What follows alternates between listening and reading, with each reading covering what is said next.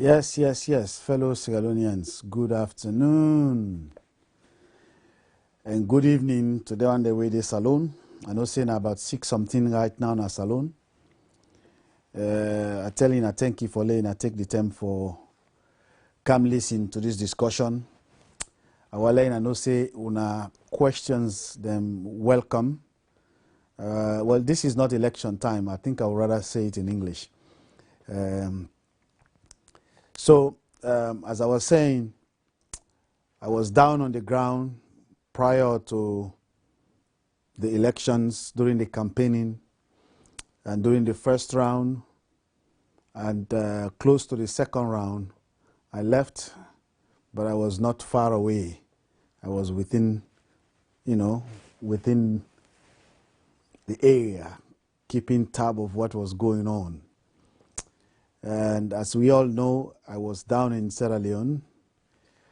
I've been in the process of trying to lead a team of Sierra Leoneans of like minds that are,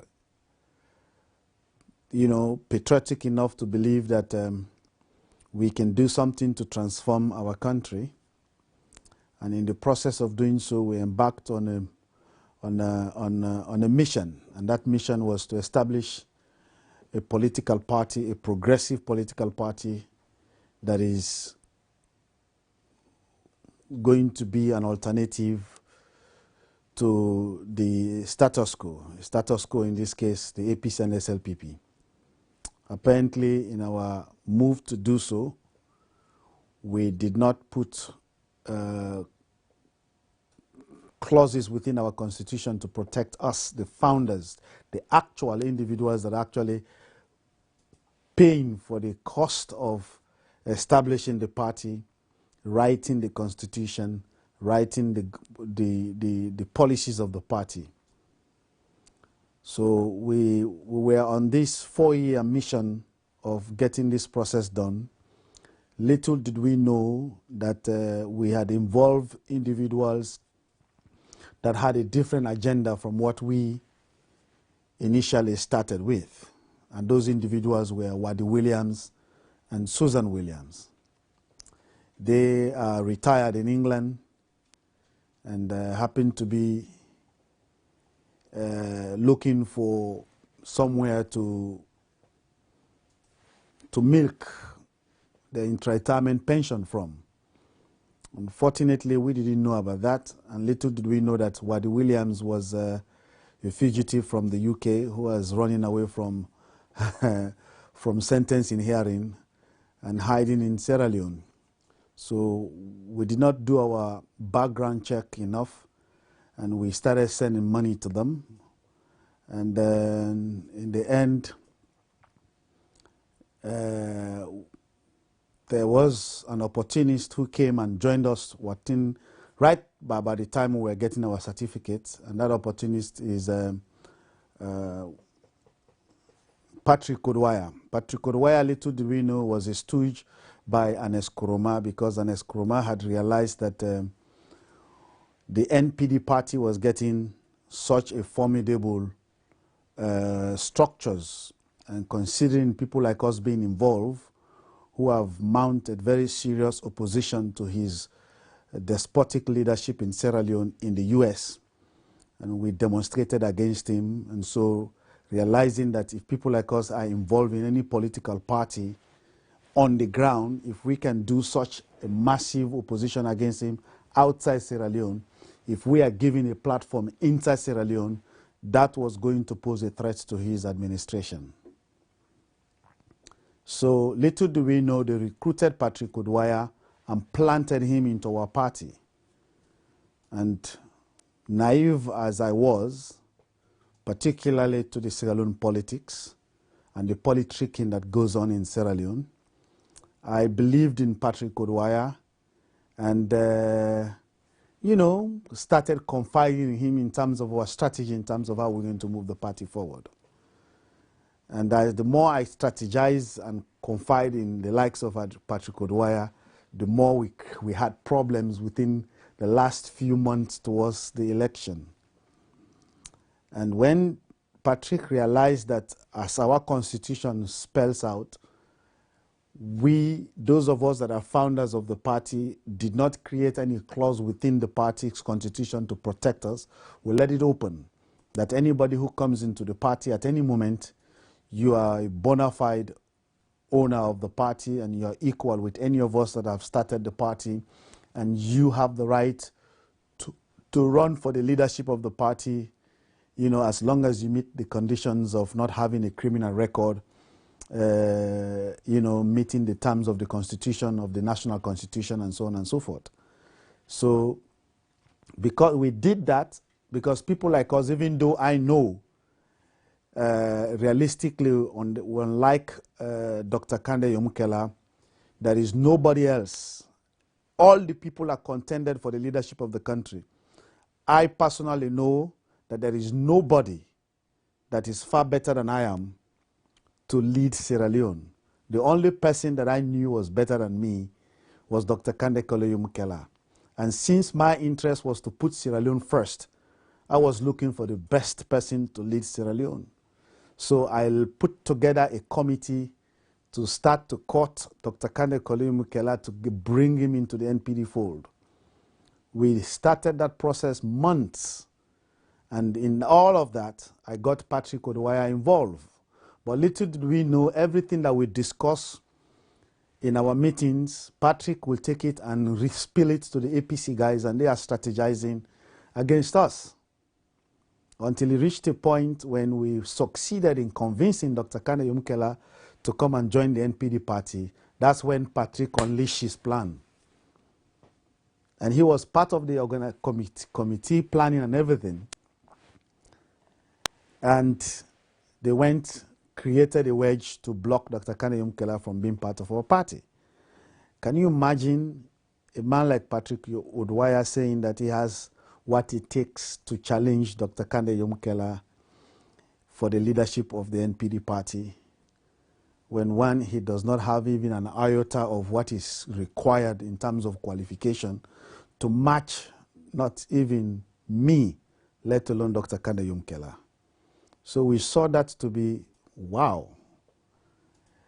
One, we didn't have the money, and he didn't have the money, and we are looking for somebody who has everything that it takes to lead the party.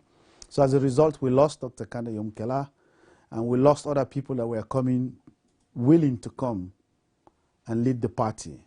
So by the time we realized that indeed we're not going to get anybody else to come lead the party, it was too late for people like me to plan to go for the leadership of the party. At that time, the APC machinery was already working within the party, financing him money. We see them running with those APC black SUVs,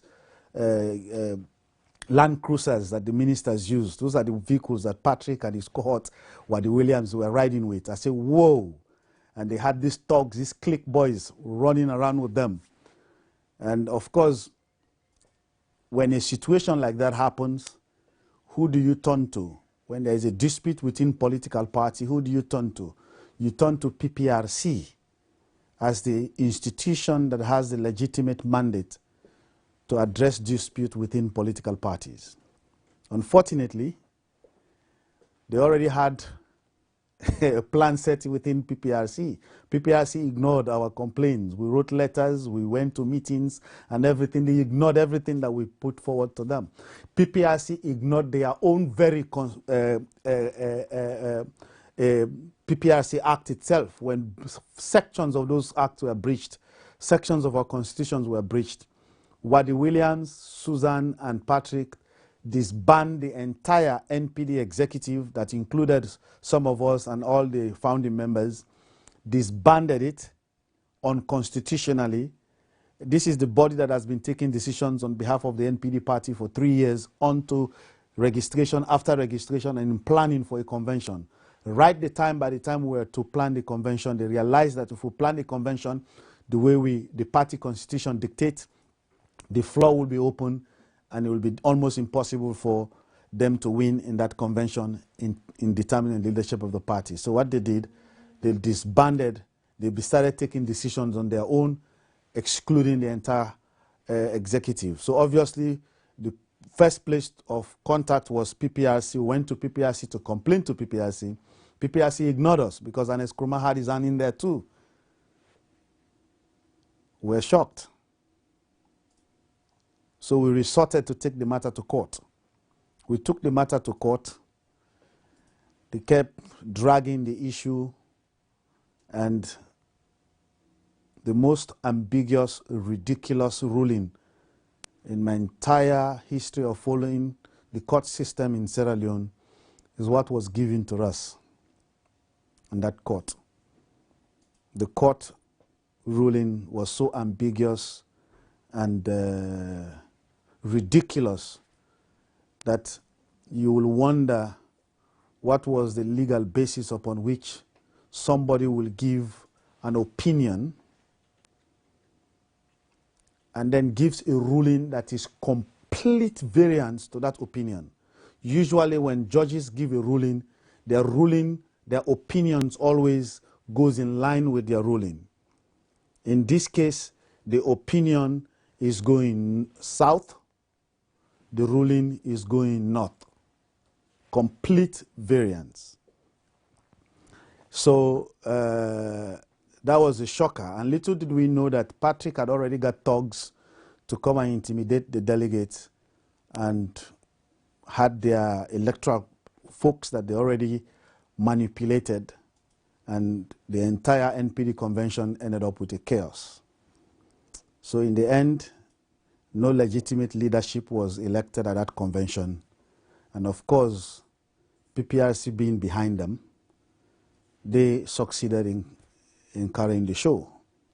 So we had to make a decision whether to continue fighting for NPD that has no basis anymore, because our objective was to win an election, and we have missed the one of the 3 or 4 ingredients that we needed, conditions or guidelines, conditions that we needed to win an election. And condition number 1 is getting the right leadership for the party. And in this case, we don't have a flag bearer to go for the victory. So some of us decided to throw our weight behind the only person that we knew has what it takes to lead Sierra Leone, and that is Dr. Kande Yumkela. We spent all our energy and efforts trying to elect him. In the end, the election turned out the way it turned out. Now, the question is, how did SLPP win the election? What happened for this massive loss, seemingly massive loss of the NGC party? Because NPD is completely out of the question. We could not even get 0.02% of the votes. So now, all of what happened within the election, prior to this election, was masterminded and micromanaged by Ernest Krumah, and nobody else but him. This guy has been planning for this election 5 years in advance, when all of us were thinking about the development of Sierra Leone, focusing on the development. Ernest Krumah was planning for March 7, 2018, even before the date was announced. And in his plans, his initial focus is to how to alienate and isolate Madabio, so that all other potential threats to APC will be eliminated, and let the battle be between him and Madabio. And when I say Madabio, I'm not talking about SLPP as a party. Because if SLPP had decided to choose somebody else, Ernest Krumah would have fought them, would have taken another approach to fight them. But his entire strategy of winning the election was centered around isolating Madabio, making him as the only candidate that APC will have to face in that election. For those of us that watch the way how lions and hyenas hunt animals, if they go and meet a bunch of buffaloes, and they know if they attack the buffaloes, all of the rest of the other buffaloes might converge on them. So what they do they tried to isolate one of the buffaloes and get all the others scared away and leave that one. And that one that is isolated, that's what they attack. And that's exactly what Ernest Koroma did. So all his strategy, when he realized that us in NPD were trying to cut the likes of Kanda Yomukela, he did everything to destroy and got his APC moles into NPD. They pumped money on those guys. And these are people that Wadi Williams, even the toilet roll that he was using to clean up his butt in Sierra Leone, who were the ones sending money for him. The cigarettes he smoked, were the ones sending money for him. All of a sudden, Wadi Williams was playing with money. Patrick Oduwaya was bringing vehicles, that moving them in large SUV Land Cruiser vehicles. Whoa, where did all this come from?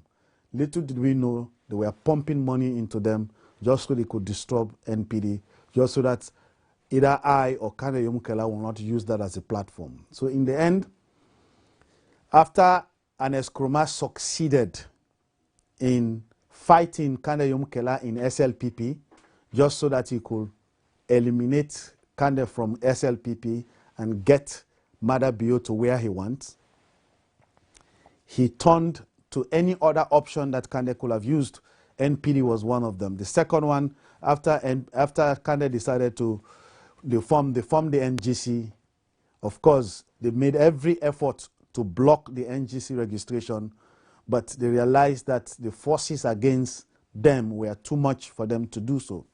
So the strategy then focused on what did they need to do to disqualify the only candidate NGC depend on, which is Dr. Kanda Yomukela. So all their strategy, the so-called Tusim that we all heard about when they said, oh, anybody does not have, they eliminated. In an effort to do that, he kicked out most of his diaspora and potential parliamentarians out of his party, just so he could find a way to isolate Dr. Kanda Yomukela and use him as a target, using the constitution as a weapon to fight him.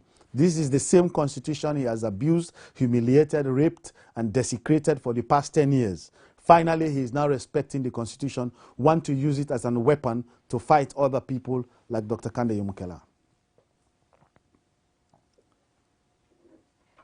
Because he was so focused on Dr. Kanda Yomukela, he failed to realize that that creates an open field for President Mada Bio and his team to strategize on how to win the election.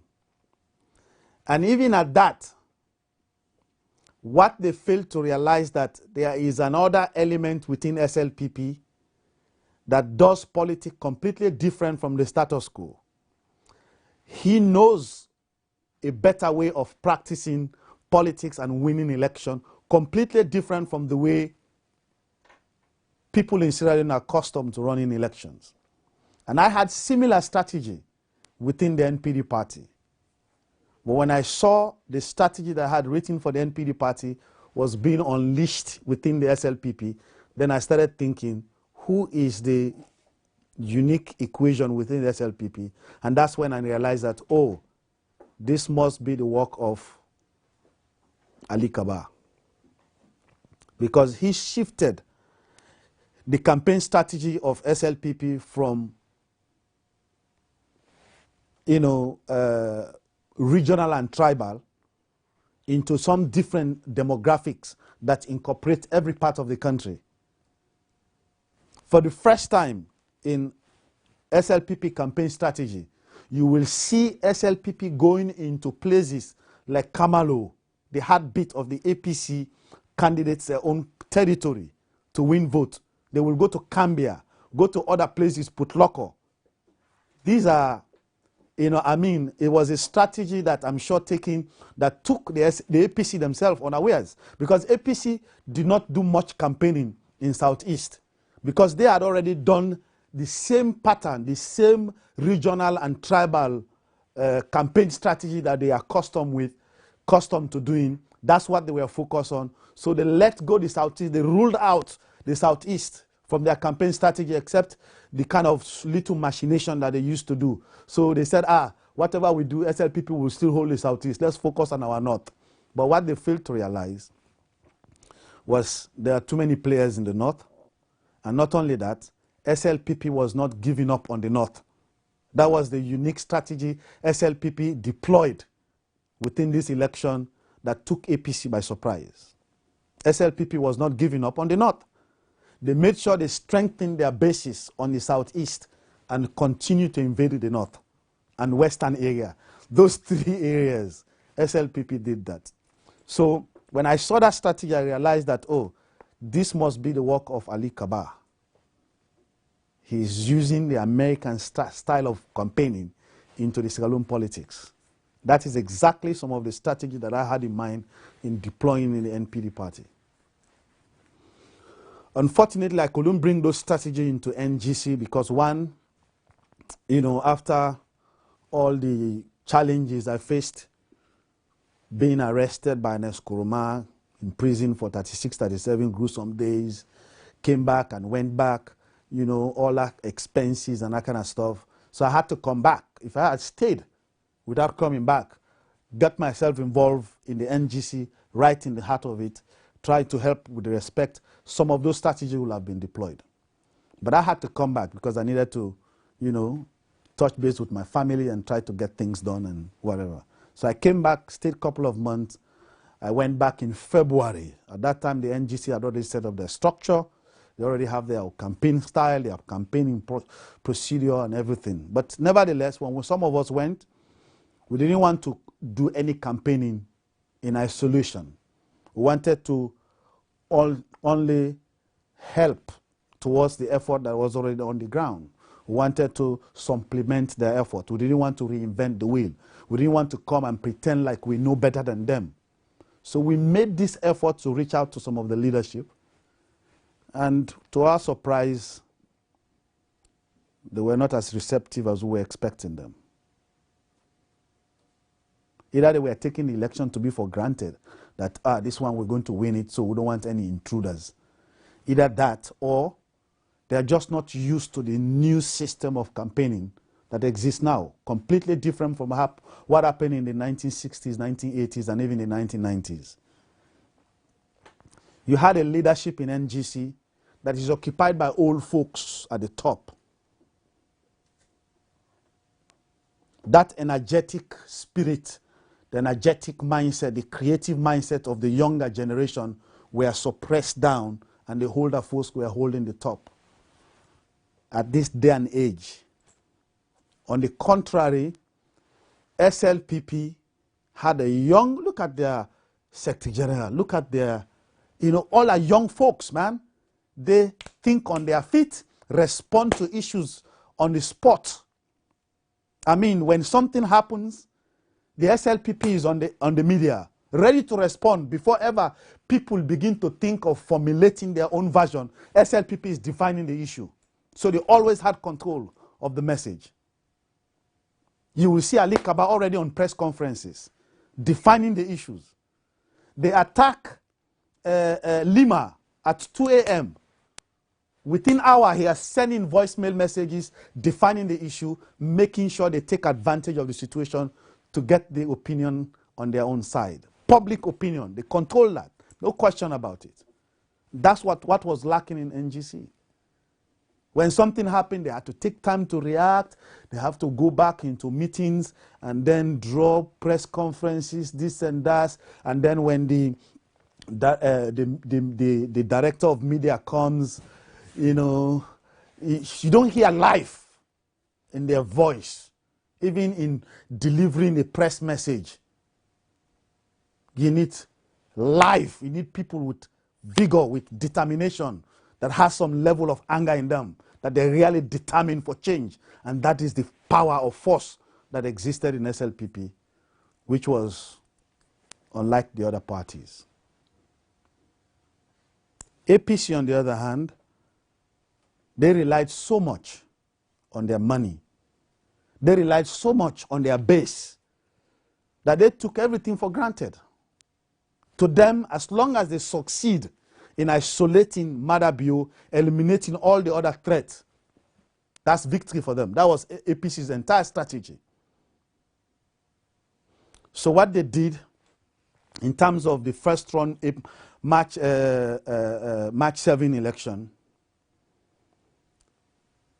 they created a conspiracy And that conspiracy was to look at NGC and find a way to eliminate NGC out of the equation, because it was already clear that there are either one of the three political parties will go to a runoff: APC, SLPP, or NGC. So both APC and SLPP saw that if NGC goes to a runoff, one of the two will be eliminated from that runoff. And neither party wanted to take the risk. Neither one wanted to take the risks to be the one eliminated.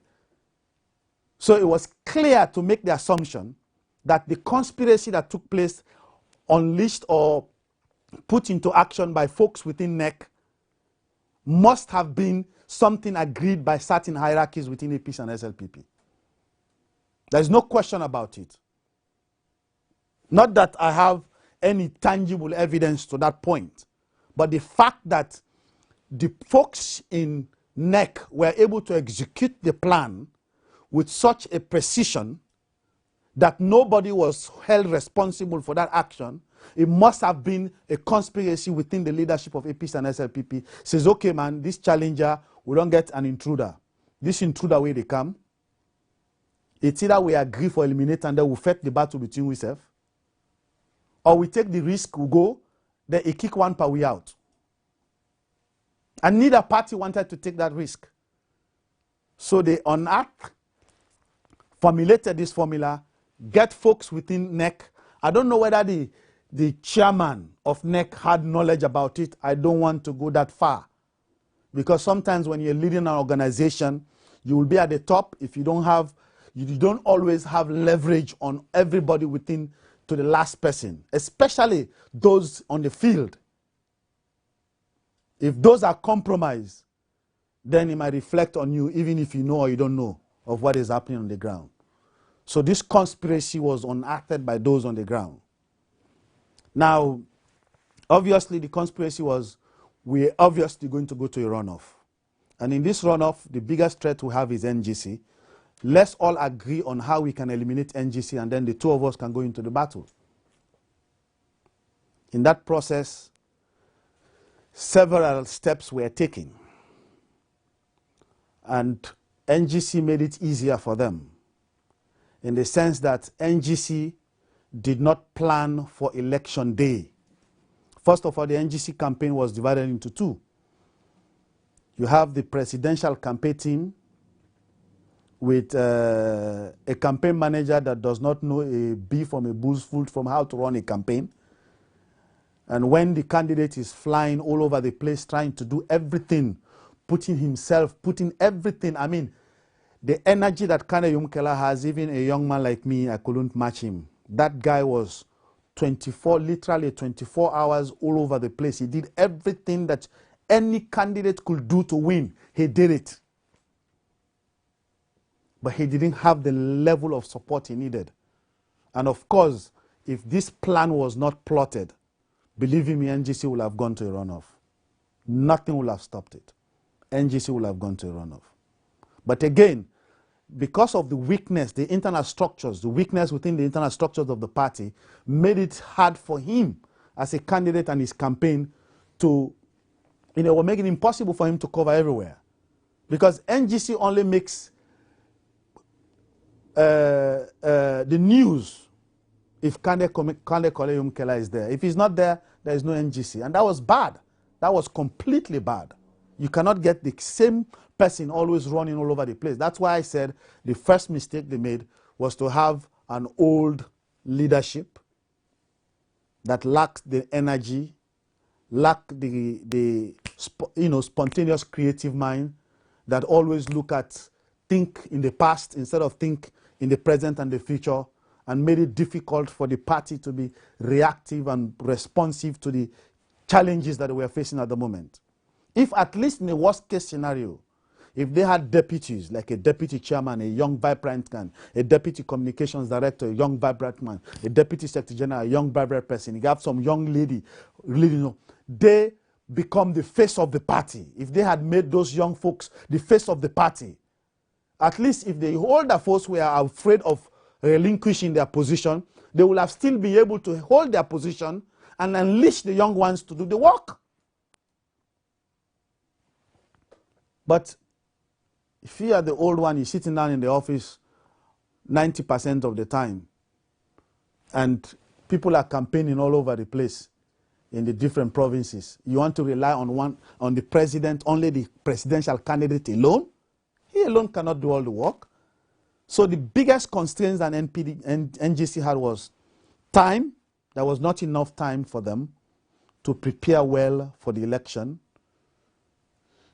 They lack enough resources, finances, and of course, challenges with respect to being able to account for some of the finances that were being dished out to some people. You know, I'm not saying there was embezzlement. I'm just saying that challenges with people making sure they use some of the monies appropriately to create result. You know, there was not result-oriented strategy. So those were the challenges. So the day for the election, March 7 itself, you can't believe, polling agents of NGC polling agents were calling people like us to send money for them because they didn't know how they're going to get their lunch. And some of them who had money for lunch will have to either choose to give somebody to go buy food and bring for them, or risk leaving the ballot box, going out and go do something. And the worst of all is the fact that the top guns that are known within NGC of the leadership around, they should have been jumping from one constituency to another on that very day, so that their presence alone will have helped to give confidence to the polling agents and intimidated anybody else that could have come to, you know, disturb them. But polling day, you have top guns sitting down in their homes or in their offices, relaxing, watching television. I can't run an election like that. Polling day. Each person should have been in the different regions, and each person should be jumping from one constituency to another. So the polling agents were vulnerable, completely vulnerable. Vulnerable in so many ways to different temptations. And when some of those temptations failed, APC deployed the police to threaten polling agents.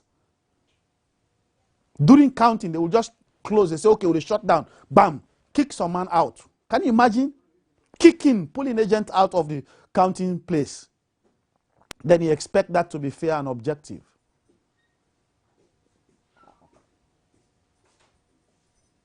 So people like us are pointing these things out so that we learn from it in the next strategy coming forward. So in the end, because of this conspiracy that took place between APC and SLPP to eliminate NGC, the NGC votes were nowhere to be seen in the Southeast. It's as if NGC did not even campaign in Southeast. The votes just disappeared. In Western area, the following 2 days after, the people began to see, like somewhere in Kisi, the actual ballot papers that people actually checked to vote for Dr. Kanda Yumkela were seen left in the polling stations. In other words, it means it must have been taken out of the box. It's a lot dump and a corner yonder. And that's only possible. It's either the polling agents have been compromised or they've been kicked out of the voting process during the counting process. I mean, in Kailaun, you see shredded ballot papers, NGC ballot papers, actual ballot papers that people voted on, put in the box, were already out of the box, dumped in the corner in the polling stations. The only way that could have happened is when there is a conspiracy that everybody knows that this is the plan we have. They tried it in the north, also everywhere, even in the north. But what made it a little challenging for APC to unleash that same plan that they had in the north was because NGC was a little much stronger in the north. So you had more die-hard loyalists that cannot be easily be compromised, particularly in places like Falaba, Koinadugu, and Kambia. So even though they face similar or the same challenges as some of the polling agents in Kenima, Kaila-Umbo, and other areas, but they were far more determined to make sure that NGC wins. So it was quite a little bit difficult for APC to unleash some of that same statics in the north, because all they care about is to get rid of NGC. To them, as long as they isolate Madabio, that's victory for them. That was the entire concept of an Eskroma strategy.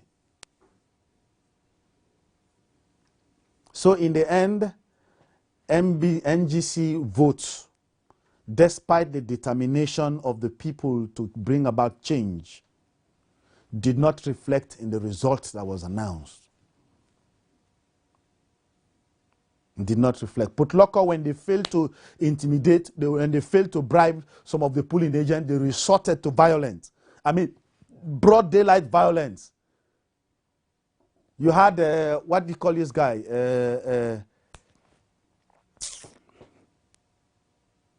This Sise guy, what's his name? Kemo Sise. Kemo Sise literally had thugs in Putloko going after NGC polling agents, beating people up, beating candidates up. Broad daylight, man. What kind of country is this? So I get one question from the viewer. Yes. What's the question? His name is Max Junior Camara. Max Junior Camara. He said, I agree with you, say NGC, there's any possibility for making them go into any runoff because of the political environment with APC and SLPP. Well, it's because he was not in the heartbeat of the process. This guy, what is his name again? Max Junior Camara. Max Junior Camara is saying that, in his opinion, NGC had no chance of going into a runoff because the people who were so always cling on to APC and SLPP. It's a myth. That's a lie. There are tons of people who were determined to dump APC and SLPP. If the election was free and fair, believe you me, I'm not guaranteeing that NGC will have won the election, but I'm guaranteeing that NGC will have gone to a runoff. No question about it. NGC will have gone to a runoff if this election was free and fair. So he is still thinking in the past. You know, he's an APC mindset, thinks and speaks in an APC style.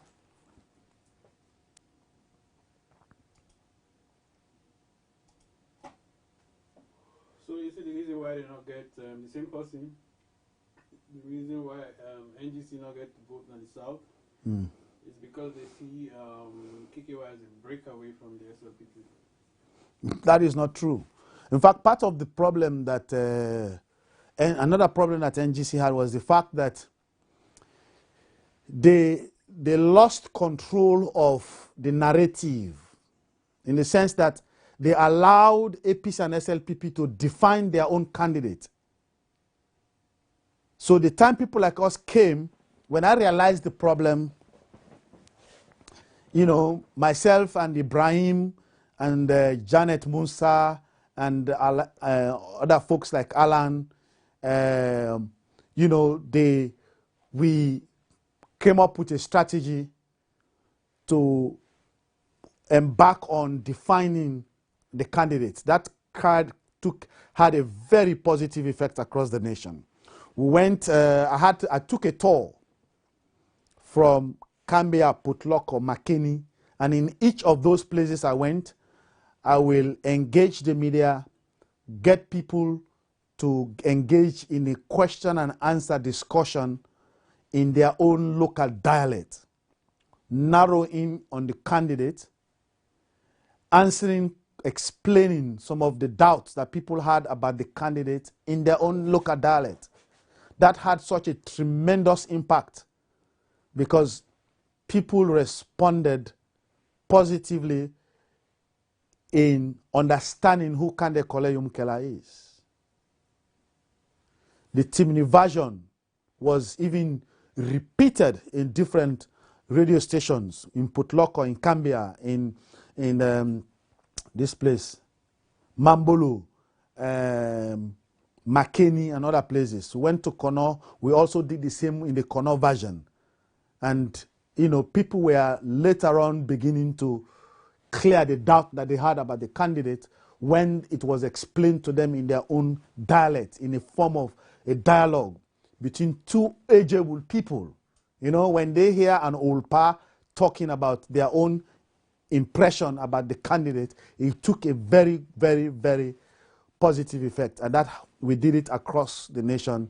But this was being done like within the last 72, 48 hours to the election. You know, it did have an impact, but because of the conspiracy, those impacts were not reflected in the votes. So when you talk about conspiracy, is it among the polling agents and the political parties? The political parties using the polling agents as their executioners.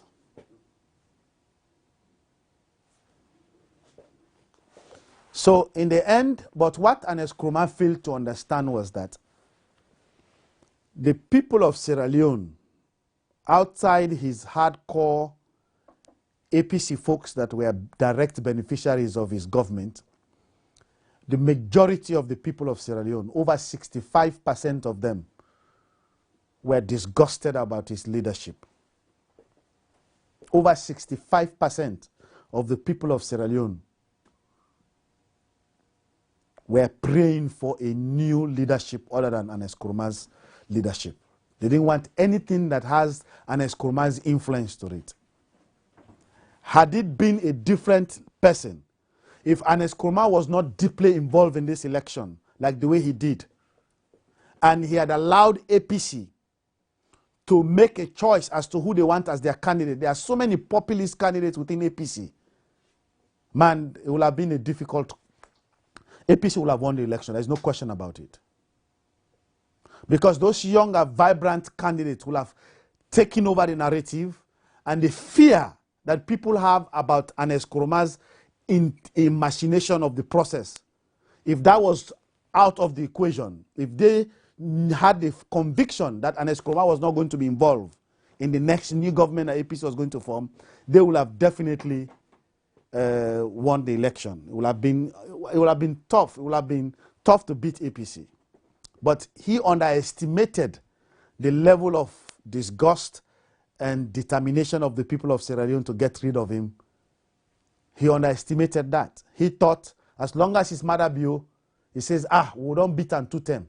As long as the mother bio, we will still beat him back. So that was all his entire strategy. And unfortunately for him, the people were so determined to get rid of him. So instead of voting for SLPP, they voted against APC, and SLPP won in the process.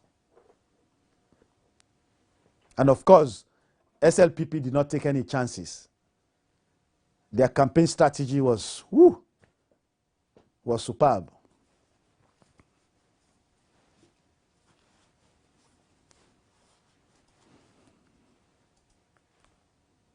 There's somebody else who has done a very comprehensive analysis of why NGC lost. One Dr. Hyde, I think from North Carolina.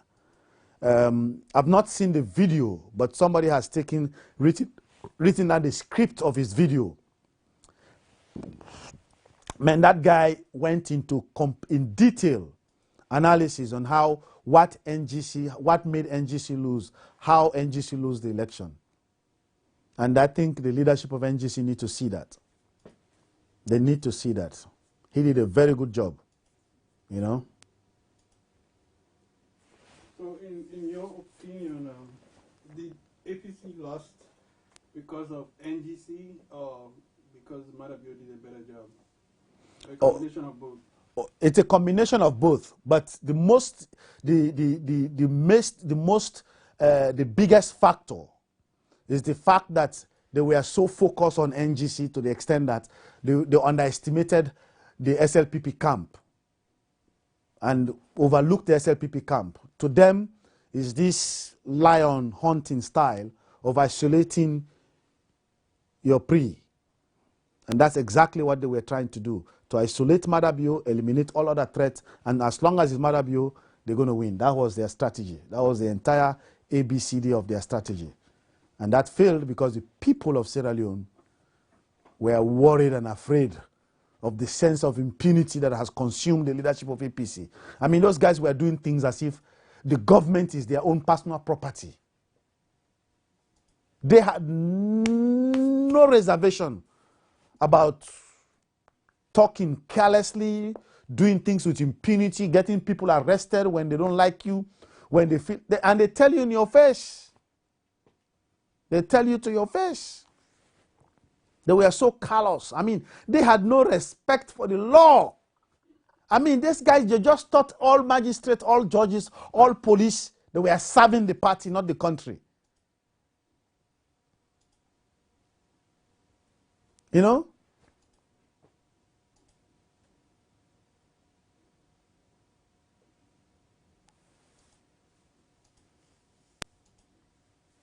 They were so confident that they are going to win. But now, whilst we wait for more questions, let me go delve on the way forward.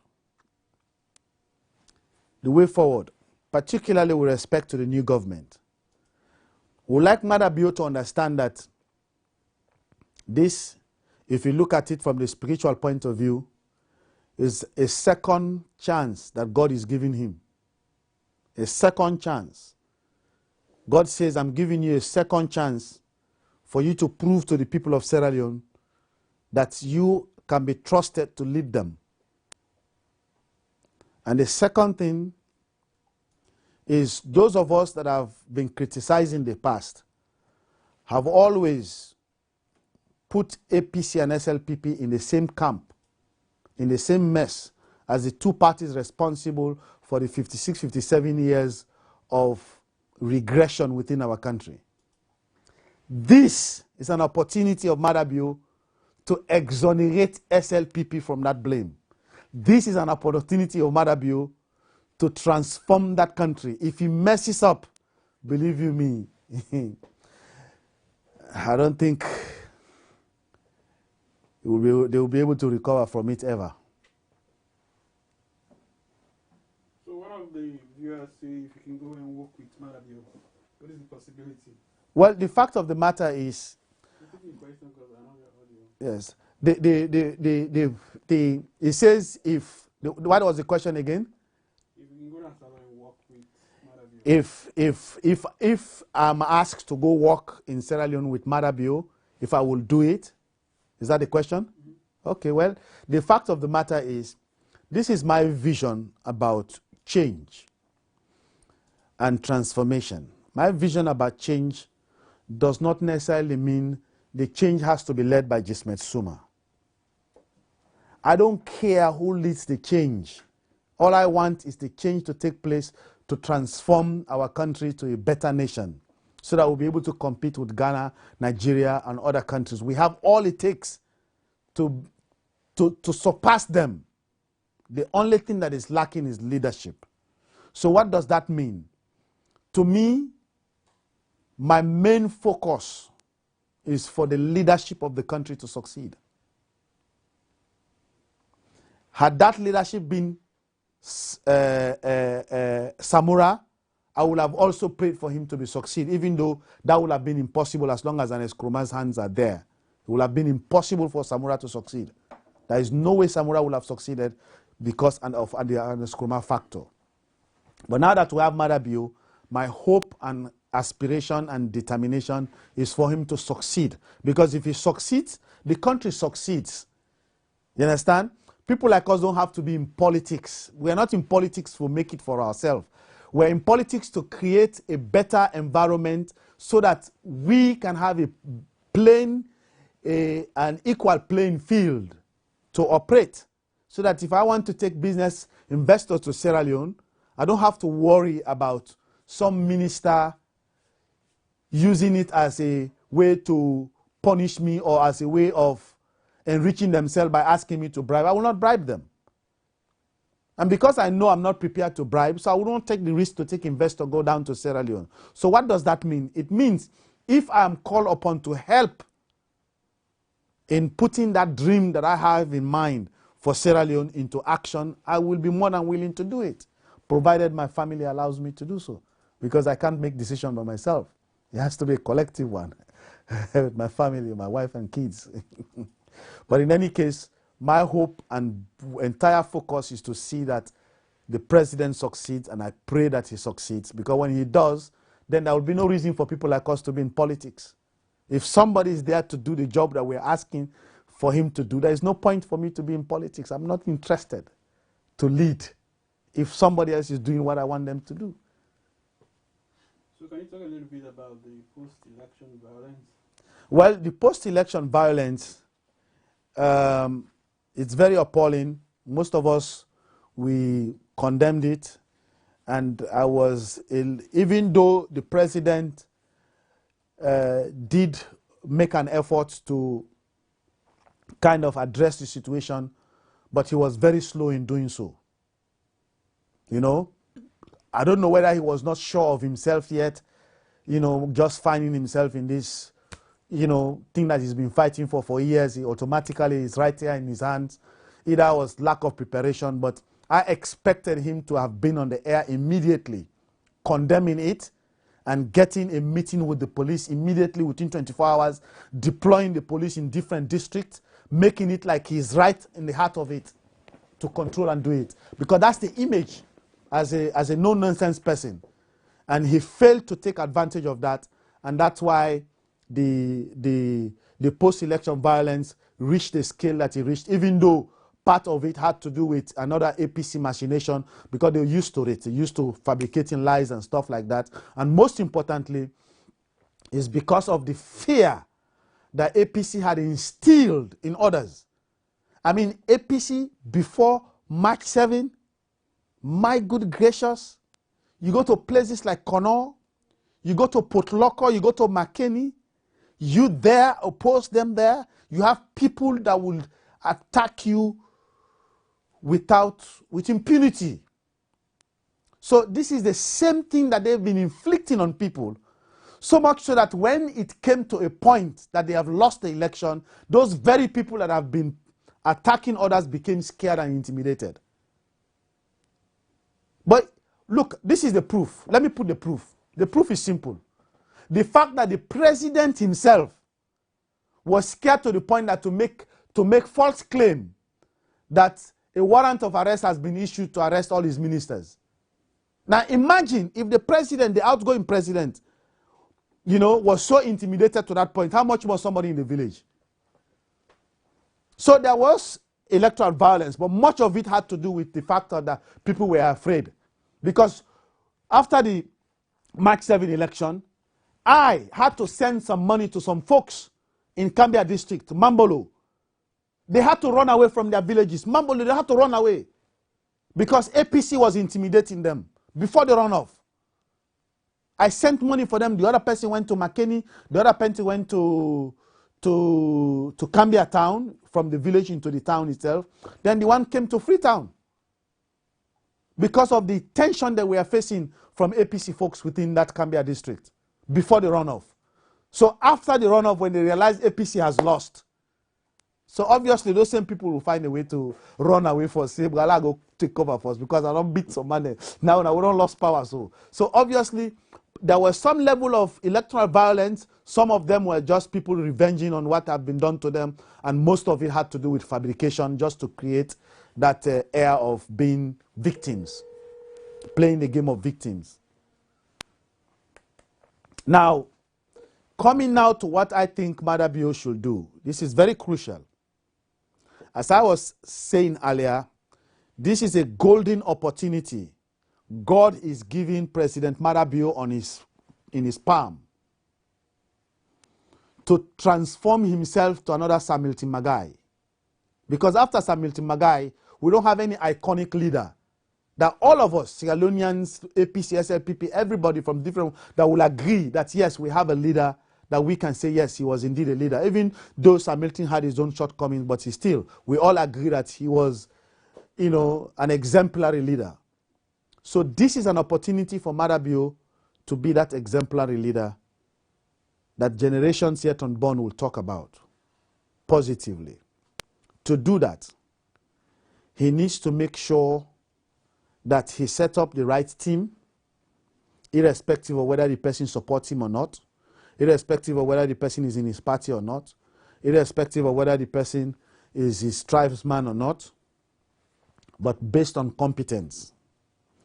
2, he should home in on corruption, because that's one thing that is lingering on him. Everybody thinks he's corrupt. Everybody thinks he has embezzled 18 million in the past and more. So this is an opportunity to exonerate himself. And there is no way he can exonerate himself without going after those who have embezzled and ruined the economy for the past 10 years. If he dare to let APC go, he's sending a message to the rest of us that he's ready to do worse than APC, because all of what Ernest Krumah was investing in the day that either APC will win to protect him from all his looting that he has looted the economy of the country, or for the day Madabio will come to power when his investment will yield some result. Because as we all know,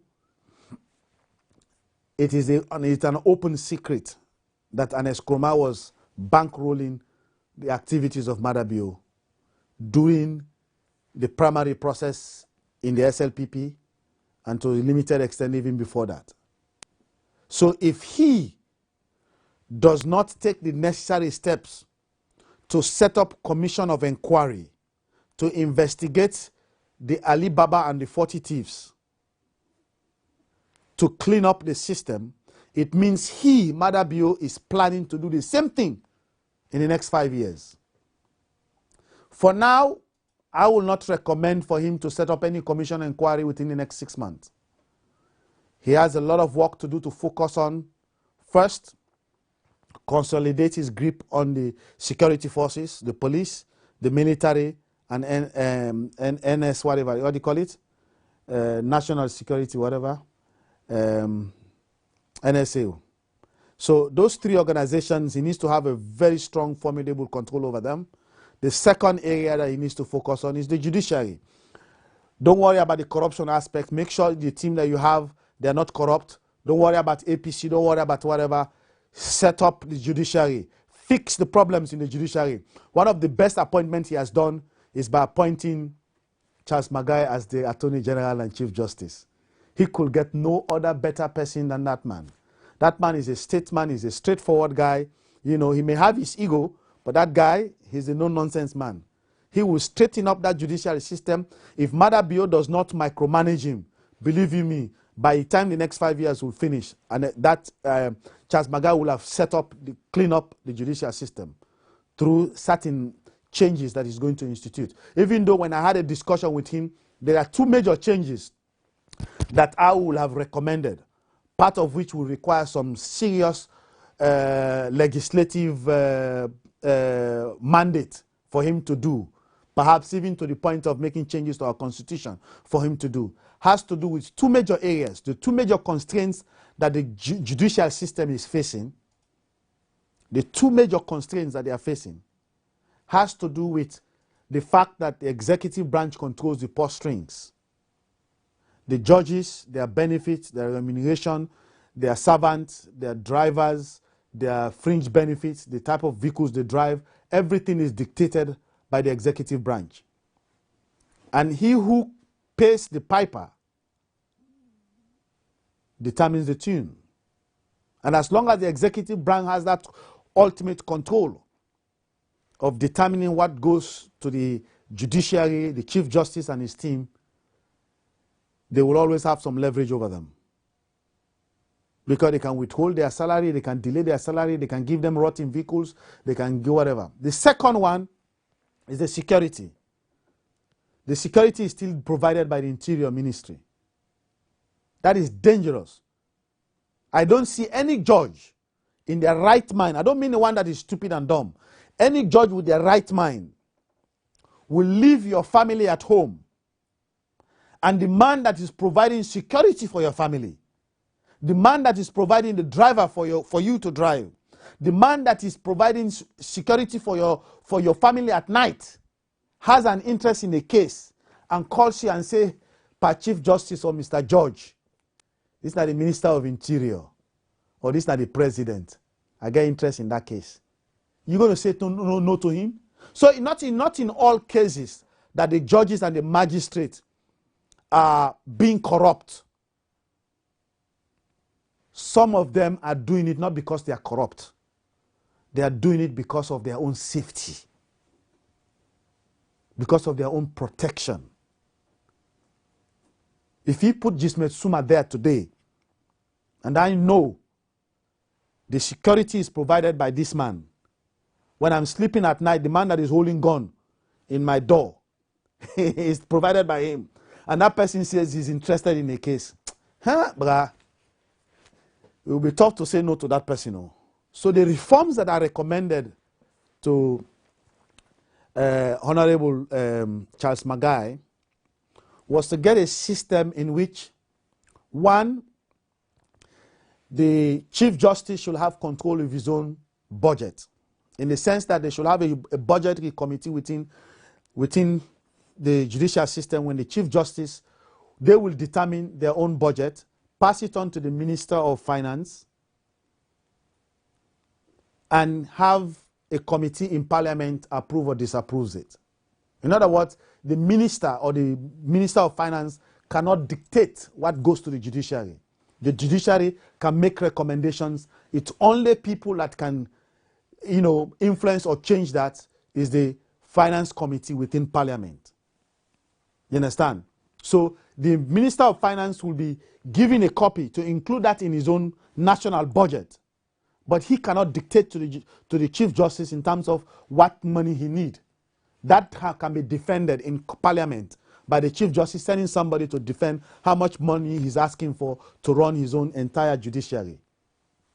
That is one. The second change that I'm hoping that they may consider is to take the entire prison unit from the Minister of Interior and place it directly under the leadership of the Chief Justice. So the prison unit will be responsible for providing security for all personnel working within the court systems, from the magistrate to the judges to the clerks and everything. So they don't have to rely on the police.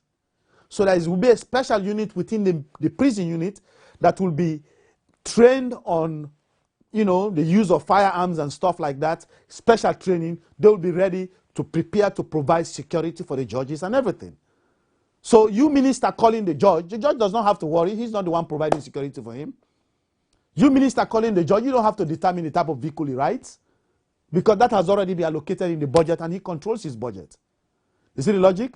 When you give them those two freedom, then the executive branch will have very little to control. In terms of the president having the right to recommend whom he wants to appoint as judge or whatever, that should be the same way.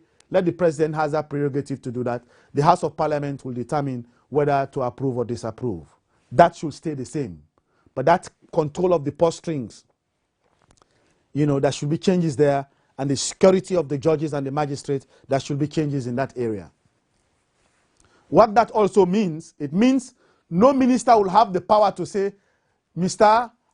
I arrest you, send you to Pademba Road," without going through the court system, because you don't have the power over Pademba Road anymore. The Chief Justice has the power over Pademba Road, and the Chief Justice will not send anybody to Pademba Road without being charged in court. And the only people that can charge them to court is the police and the anti-corruption agency or whatever agencies that are responsible for that.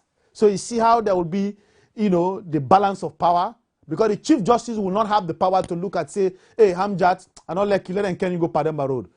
He does not have that power to do that. The only people that have the power to do that is the police and the other people that are responsible to enforce the law. And when they do, they don't have power over Pademba Road. They will not just take anybody and send them to Pademba Road. And yet, if they send them to police, the Constitution says 3 days maximum, 72 hours. You cannot detain somebody for more than 72 hours within the police system. You have to charge them in court. So that limits the police not to put somebody in prison for more than 3 days. And if you cannot move them for more than 3 days, you have to charge them to court. Once you charge them to court, they don't have control anymore. The court should be the one to take over that until the matter is resolved. So that access that ministers have, the president have, by just making a phone call, taking body to Pademba Road, will be eliminated. But I don't see this guy. I don't know if these guys will be able to, will have the transformational mindset to do that, because he will be taking power from them. You know, for somebody that has power to say, let me take power from myself and delegate that power to somebody else is still really a tough thing. Any more questions? So I'll make you talk a little bit about the dynamics of the parliament right now, in terms of number of seats per party, and what SLPP need to do in order for make sure the bills and go to parliament. Oh yes. Repeat the question, please. Now the question is asking is that, now what is the structure in the House of Parliament right now? What is the dynamics within the House of Parliament? And now for those who, for people like us, during the runoff, we're advocating for a different party to hold the executive branch. And that's why people like us call for support for Madabio, just so that he could win to hold the executive branch, because APC now controls the legislative branch. So what does that mean? Especially, in fact, let me say this in Creole for our people to understand how the dynamics of the three branches of government work, and let them understand it well, and why it is really good for us the way the system is structured right now. One party controlling the presidency, the other party controlling the House of Parliament. So those of you who think APC is weak, APC is not weak. APC has a lot of power right now. APC has the same equal power like Madabio has in the government right now. How is that happening? Now, you see, when they say democracy, they get three branches. They on the way go book, they understand what they talk. But for them, the way they listen, we probably go need further explanation how the actual process they take place. As follows. Leko Madabio de so as president, they get the power for appoint. They get the power for appoint people in as judges, magistrates, ministers, and so on and so forth. There are certain appointments that we don't need any approval. But most of the appointments them way they make, they need for going to parliament. So in your power now for appoint, the power for approve that appointment in a parliament get them. Now the way Ernest Krumah been run the country for the past 10 years, now you get the power for appoint, now you get the power for approve.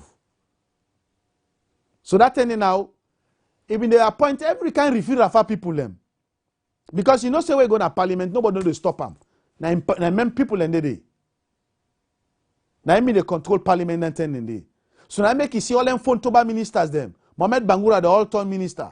You see all them riffraff, they will no be from a bull's food, and they run agencies, they will almost billion loans budget agencies in the run. Because nobody know they for check and Krumah empowers. If you catch cockroach, you say cockroach, I will let you can run this agency for me. They can't go out of parliament, stamp and bam, nobody know they ask questions.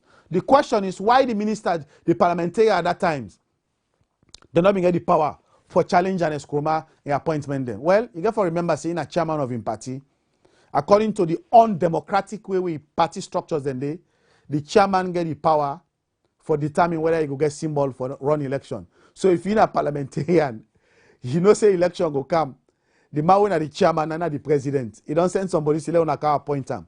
He don't send budget let una can approve him.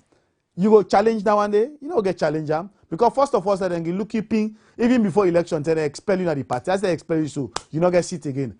Then go into by election. So that not wrong with democratic system. That side now one of the areas and they will need for fix. Limiting the powers, the chairmanship of the power, the chairman of the political parties, and getting some stringent rules that parties need to follow to determine whether they can expel somebody from the party.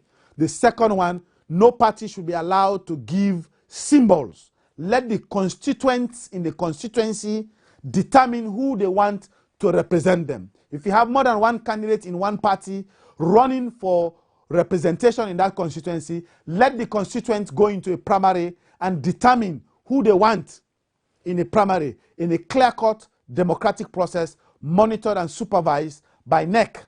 That's how it should be. But that's not how it's happening in Sierra Leone. Because the parties sit down in a room and appoint a cockroach and said, cockroach, you go represent constituency 1, 2, 3. Whilst the people in constituency 1, 2, 3 may not want the cockroach. They said, this is a cockroach here, cannot do anything for us. They said, no, we are the party bosses, we dictate that. So because of that leverage and Nkrumah had over the parliamentarians and the fact that they were in majority, that's why he was able to get away with so many things. Now, Mada Bio does not have that leverage because APC has majority in parliament. But APC could lose that majority in parliament if SLPP knows what they are doing. How? There are two things SLPP need to do to have control of, to have some leverage, not necessarily control of, but they will never have control of parliament because they don't have the numbers. But what they could do is they could petition some of the candidates in APC that have dual citizenship using the same law that APC wanted to use against their political opponents and use that to whip APC. They have about 8 parliamentarians, as I'm made to understand, that won election and they are dual citizens. Two Sims. So SLPP candidates are the ones that are second in those constituencies. So obviously, if SLPP petition each of those candidates and they succeed in that petition, they eliminate them from candidates. SLPP has 8 more candidates to support them. So what does that mean? SLPP now can coalesce with like minds within APC, can coalesce with NGC, can coalesce with C4C, and they will be able to form a voting bloc to pass certain bills. Now,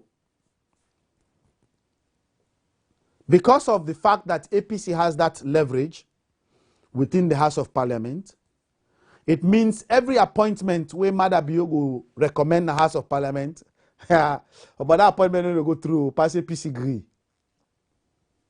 We know that as a fact. If you appoint a minister, Mada Bio go appoint you, but we can't go to Parliament. Believe in me, pass APC agree. If APC not agree, I swear that person will be. If you say financial secretary, if APC not agree, you no go be. So you see how the power don't sweet? APC not get power for appoint to. Mada Bio don't get power for appoint. But APC don't get power for approve na parliament. You see the logic? So APC gets some strong leverage. Now, the question is, then what will be the force where the other parties then get, particularly C4C and NGC? Then go say, well, what's not the influence we then go get? Then get a lot of power. NGC and C4C get a lot of power. They will be the conscience, the conscience of the parliament. You understand? They will be the conscience of the parliament. So the rest of we go to look at NGC and C4C. Any way them balance. Now any bill. Now we know say that bill is for the interest of the people of Salone. Because of the level of distrust we get in APC and SLPP. You understand? Eh? We're not going to look at APC and SLPP for determine which side for go. We'll look at NGC and C4C as the conscience of the House of Parliament. So they will put themselves up as the conscience of the House of Parliament. Any bill they oppose, will they oppose them? Any bill they go for them. You understand? Eh? Then what they can do now? Now for bring out bills then where they serve the interests of the people. When perhaps you're not going to be popular to the parliamentarians them. I can give you 2 examples. Example number 1. Under the Nkrumah in parliament, we passed so this past 10 years. They don't pass bill them. Where for pay themselves the parliamentarians. Then pay themselves pension where equal to the amount of money where they make right now. So where they don't lost power so. They don't lost seats in a parliament. Then they still, government for still pay them pension. Bele money till them die. Salon government no go to sustain that kind of bill. But when you get an executive branch, then get a mafia government during the APC term, then that mafia government gets instrument in a parliament where themselves na mafia, all man they reach themselves. Nobody know the fight for the people of Salon. All man they try for grab. So where parliament put a bill, say, will they pay we self? So bele money. Will they give we self? So bele money fringe benefit. Will they give we self? So pension. The people that were supposed to stand up to them, now the executive branch. And the executive branch in chief passed the House of Parliament itself. So what happened? They approve all them bill and they. So when man lost in seat, you know worry. You know see them pass phone to parliamentary where they still pass and they fly in and out. Then get them pension. Government money they go 50 fata. Teachers then they not get pay. Nurses then they not get better pay. Hospitals are not get enough equipment. Schools are not enough for the people in the country. School bus they not there. Libraries they not there. But yet parliamentarians they will not do dondo for the country. Pass for go thief na parliament. Still the old pension. If NGC and C4C then come together, then put up a bill, bring some sanity on that bill day, put on the House of Parliament, or vote and down, remove that kind of pension day, reduce the pension to a certain thing where the government go able to handle the budget. That now one thing where NGC and C4C for handle will go be the conscience of the House of Parliament. The next one, now the diaspora vote. The diaspora vote. C4C and NGC, the diaspora vote. And I'm sure this trip, APC self go stand for the diaspora vote. Because yesterday they use them as a tool. Now they don't get them as an instrument, as used as a tool. And then get tons of APC supporters. The best gift APC can give to their supporters now for put forward the diaspora vote.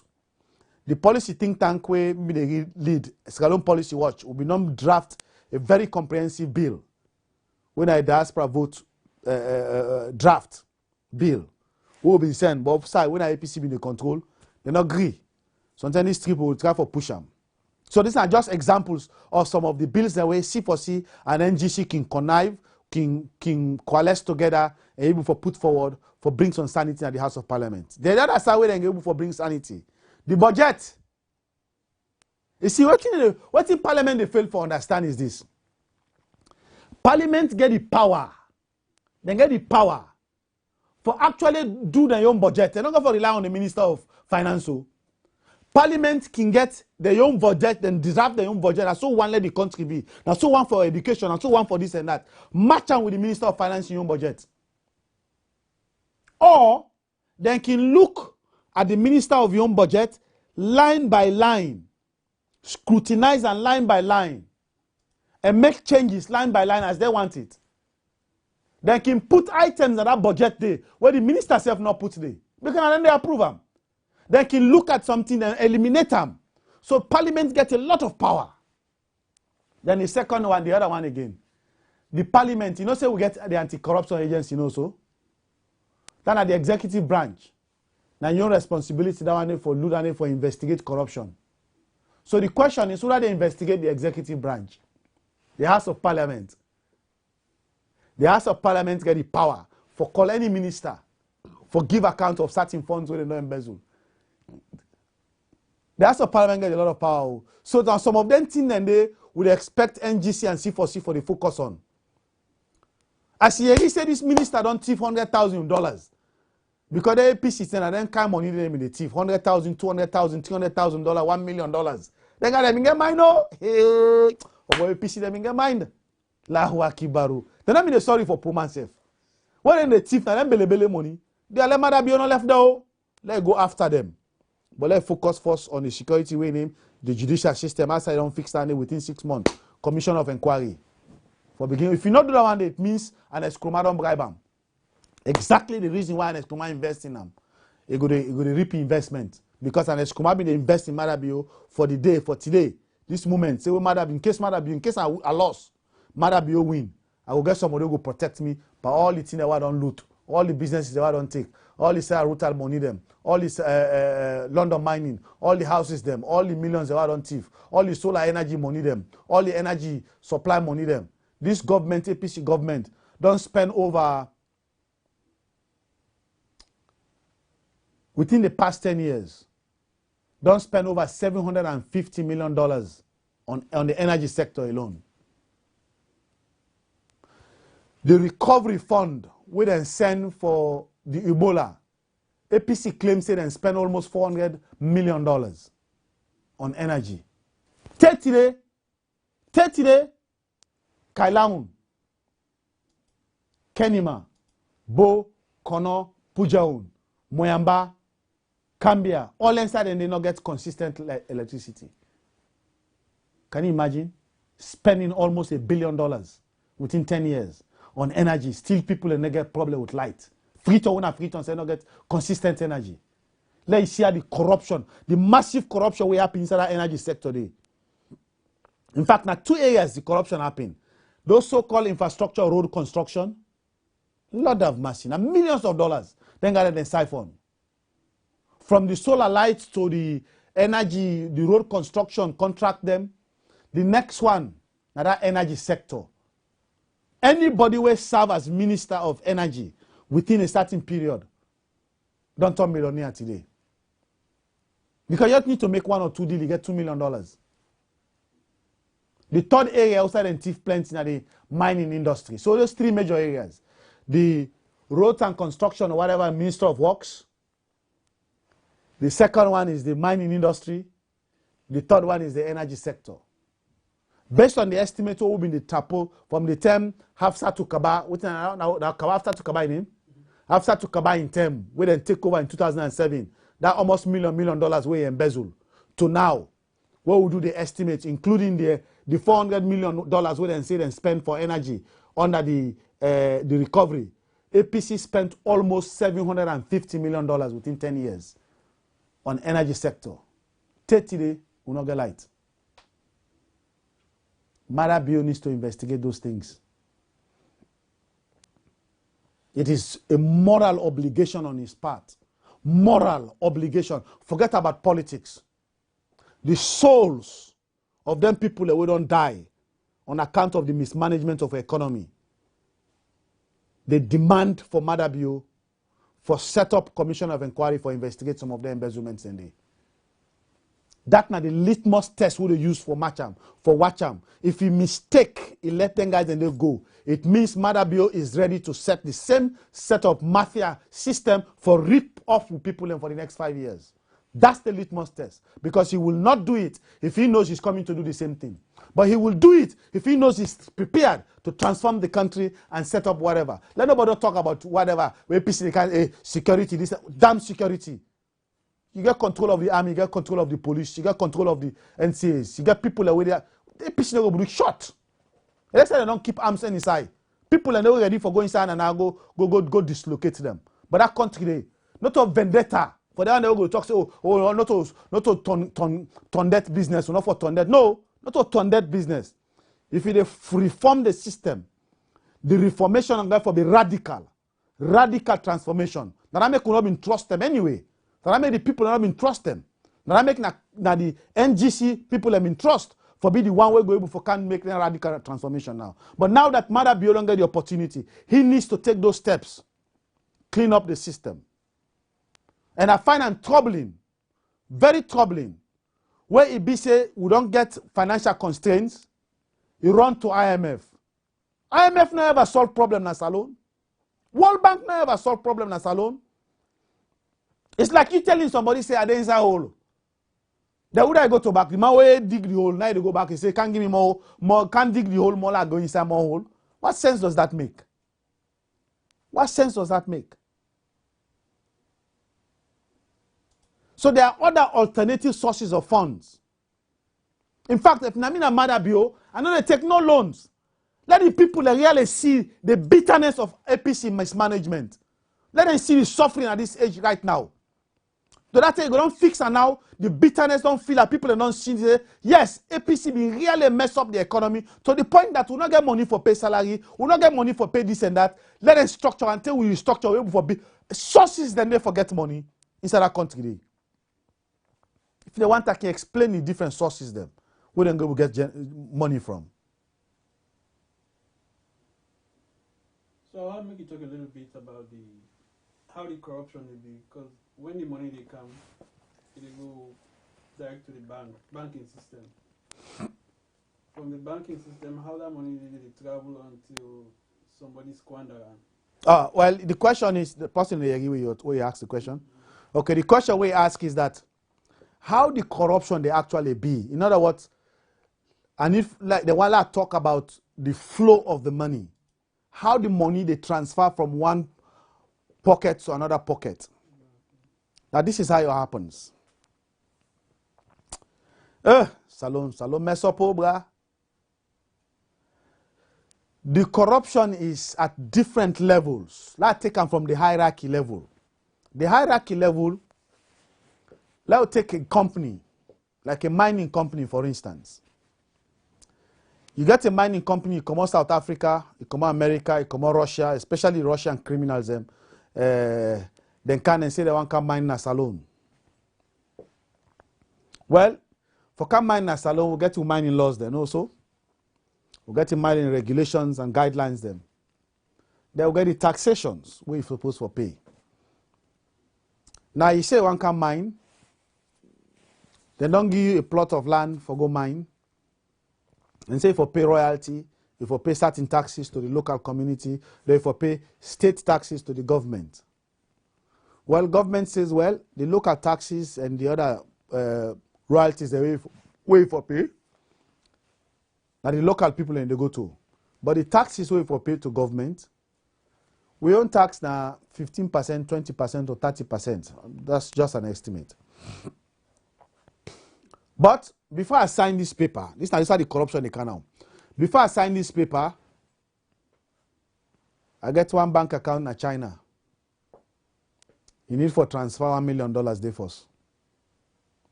The question is, the man go say, well, if you want to pay tax now 15, 20% tax, then every year for they send $1 million in your account.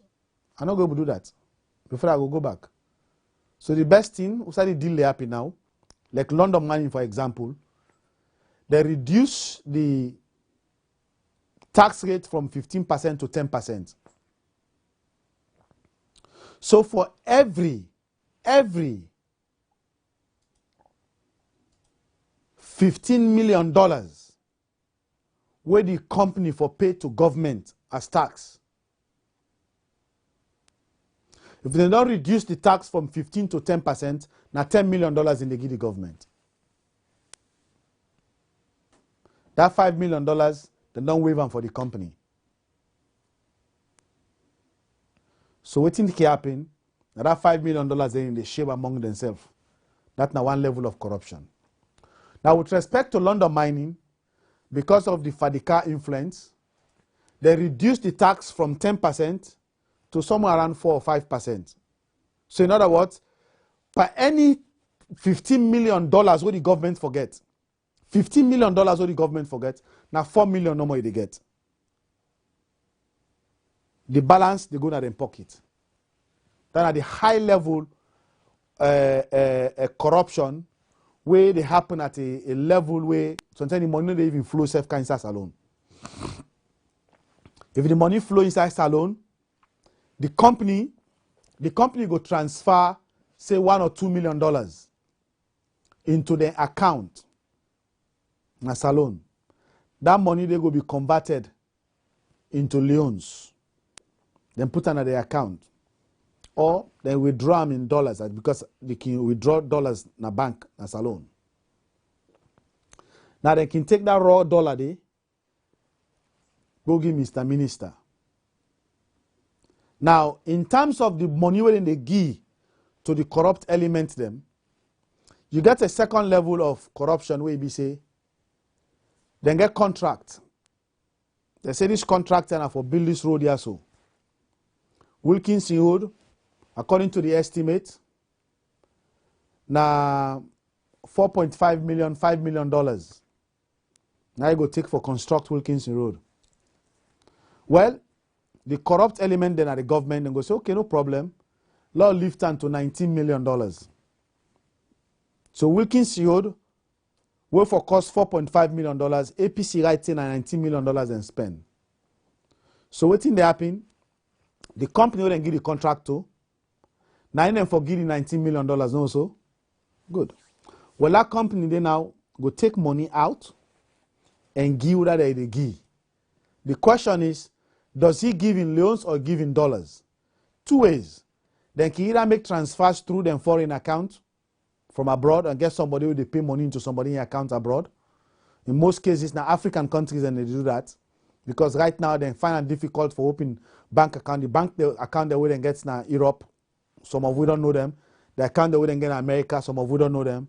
So then get China, then get African countries, Nigeria,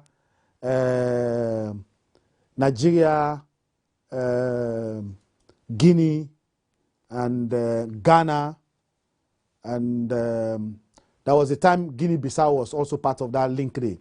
We started to open them foreign, but China more.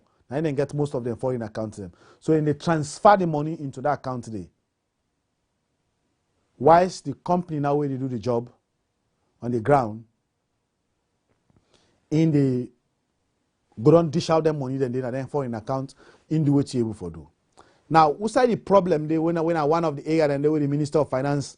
Well, I say not to the Minister of Finance, where the bank governor get for look into.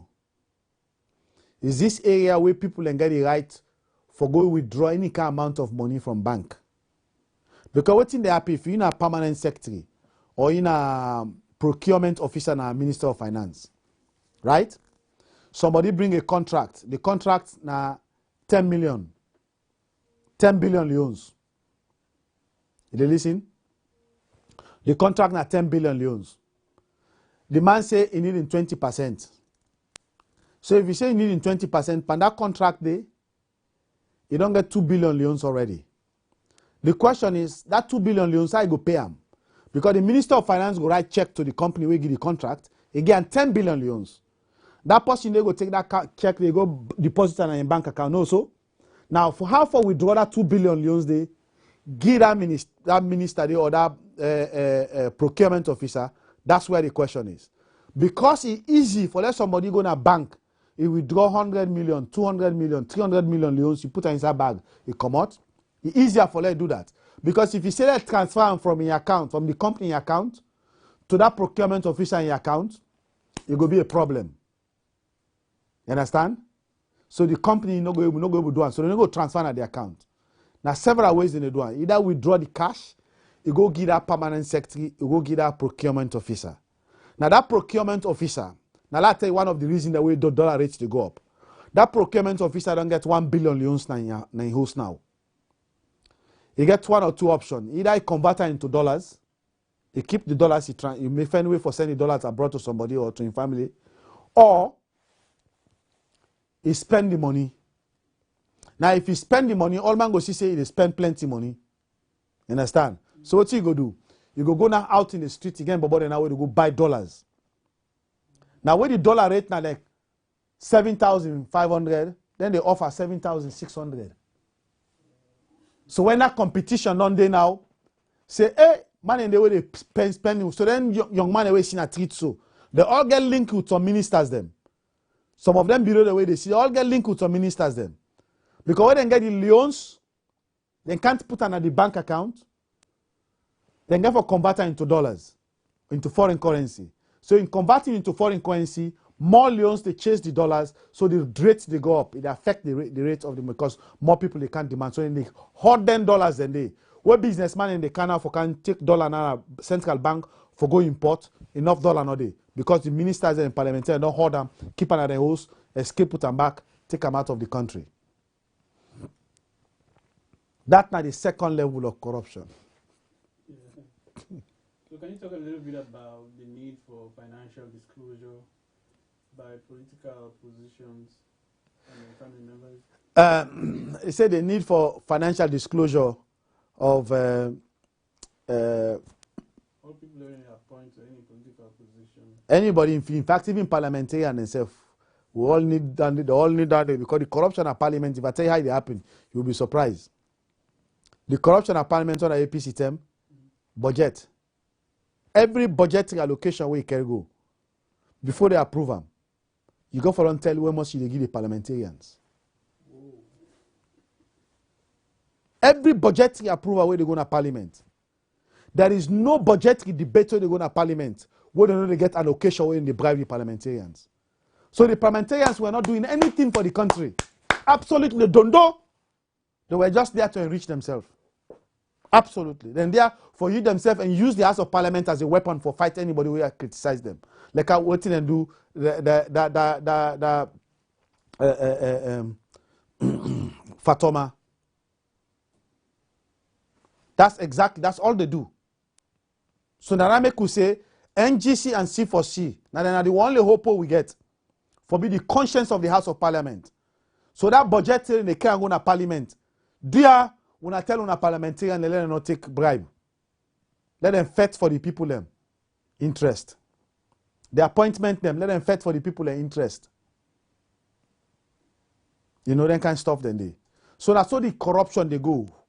Now, it not been a specific question we ask. The need for financial disclosure. Oh, the need for financial disclosure. Now, the reason now, yes, the reason why it's important for them to get financial disclosure from all the people who in their point, because one for know what financial status now, and compare them to next 5 years. Yeah, but I'm not going to go out for them do. I'll not tell you lie, because apart from outside the corruption self, the suite of office, then they get extra betu money here and there, all that they unaccounted for. In other words, unexplained wealth. You understand? But we know say that they must happen. But if they disclose their own finances now, you know, that could be some little deterrent for letting them not go engage into massive corruption. Because the level of corruption APC they may engage on, you will be surprised. I mean, people they talk about hundreds of thousands of dollars. Proper country as we are. Then they get contract for solar light. Half of that money they go inside the solar. They go inside people in pocket. Yeah, people let me wicked. I mean, get by now.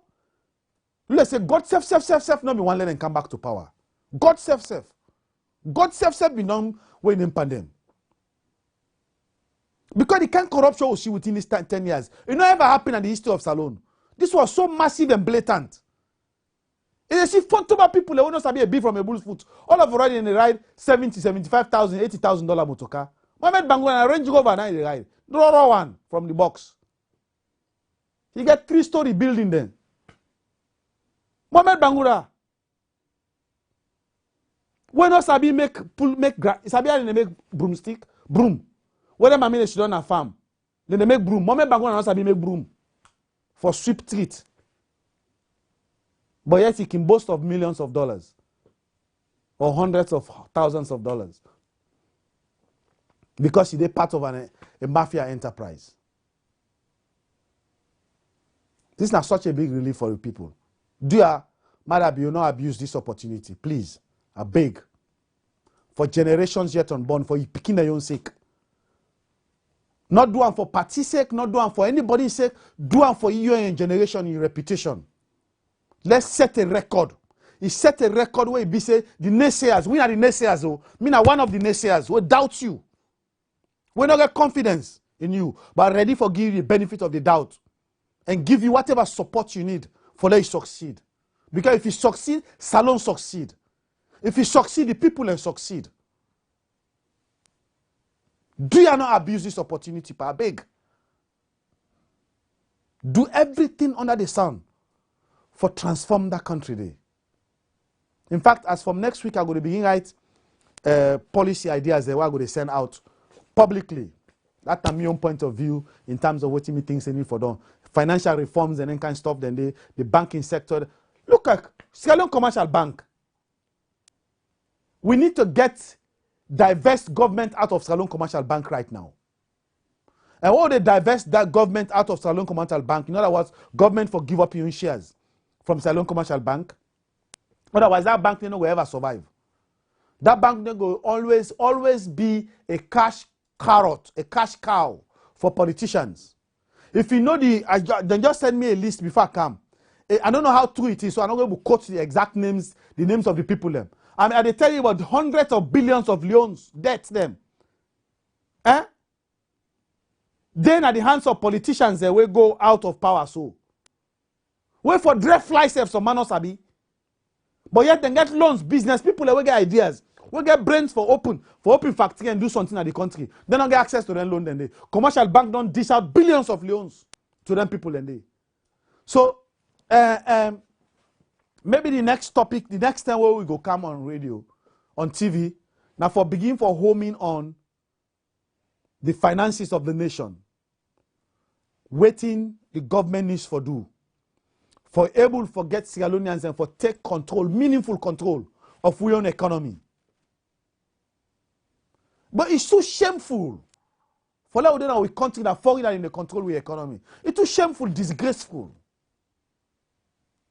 For once, now get a leadership where they get a conscience for realize say, salon that we country that we own. Create the necessary incentive for Sierra Leoneans and for open businesses and run them businesses than they. Let's tell you they destroy salon business. Let's tell you. I can give 3 examples. These are practical examples where they happen. Some man go come, he can open internet business. This all communication way they see so. Internet, this and that, broadband, telephone company, the first person will bring the opportunity can a salon, na salon man. I don't go call names right now. I know him personally. 1994. It's about APC destroy him. When they can have power and license they remove from him. That license then a Lebanese man they run now. Let's see a politician they destroy the economy. You get another company where them bring come some construction. Sure, it not be the project that they carry it.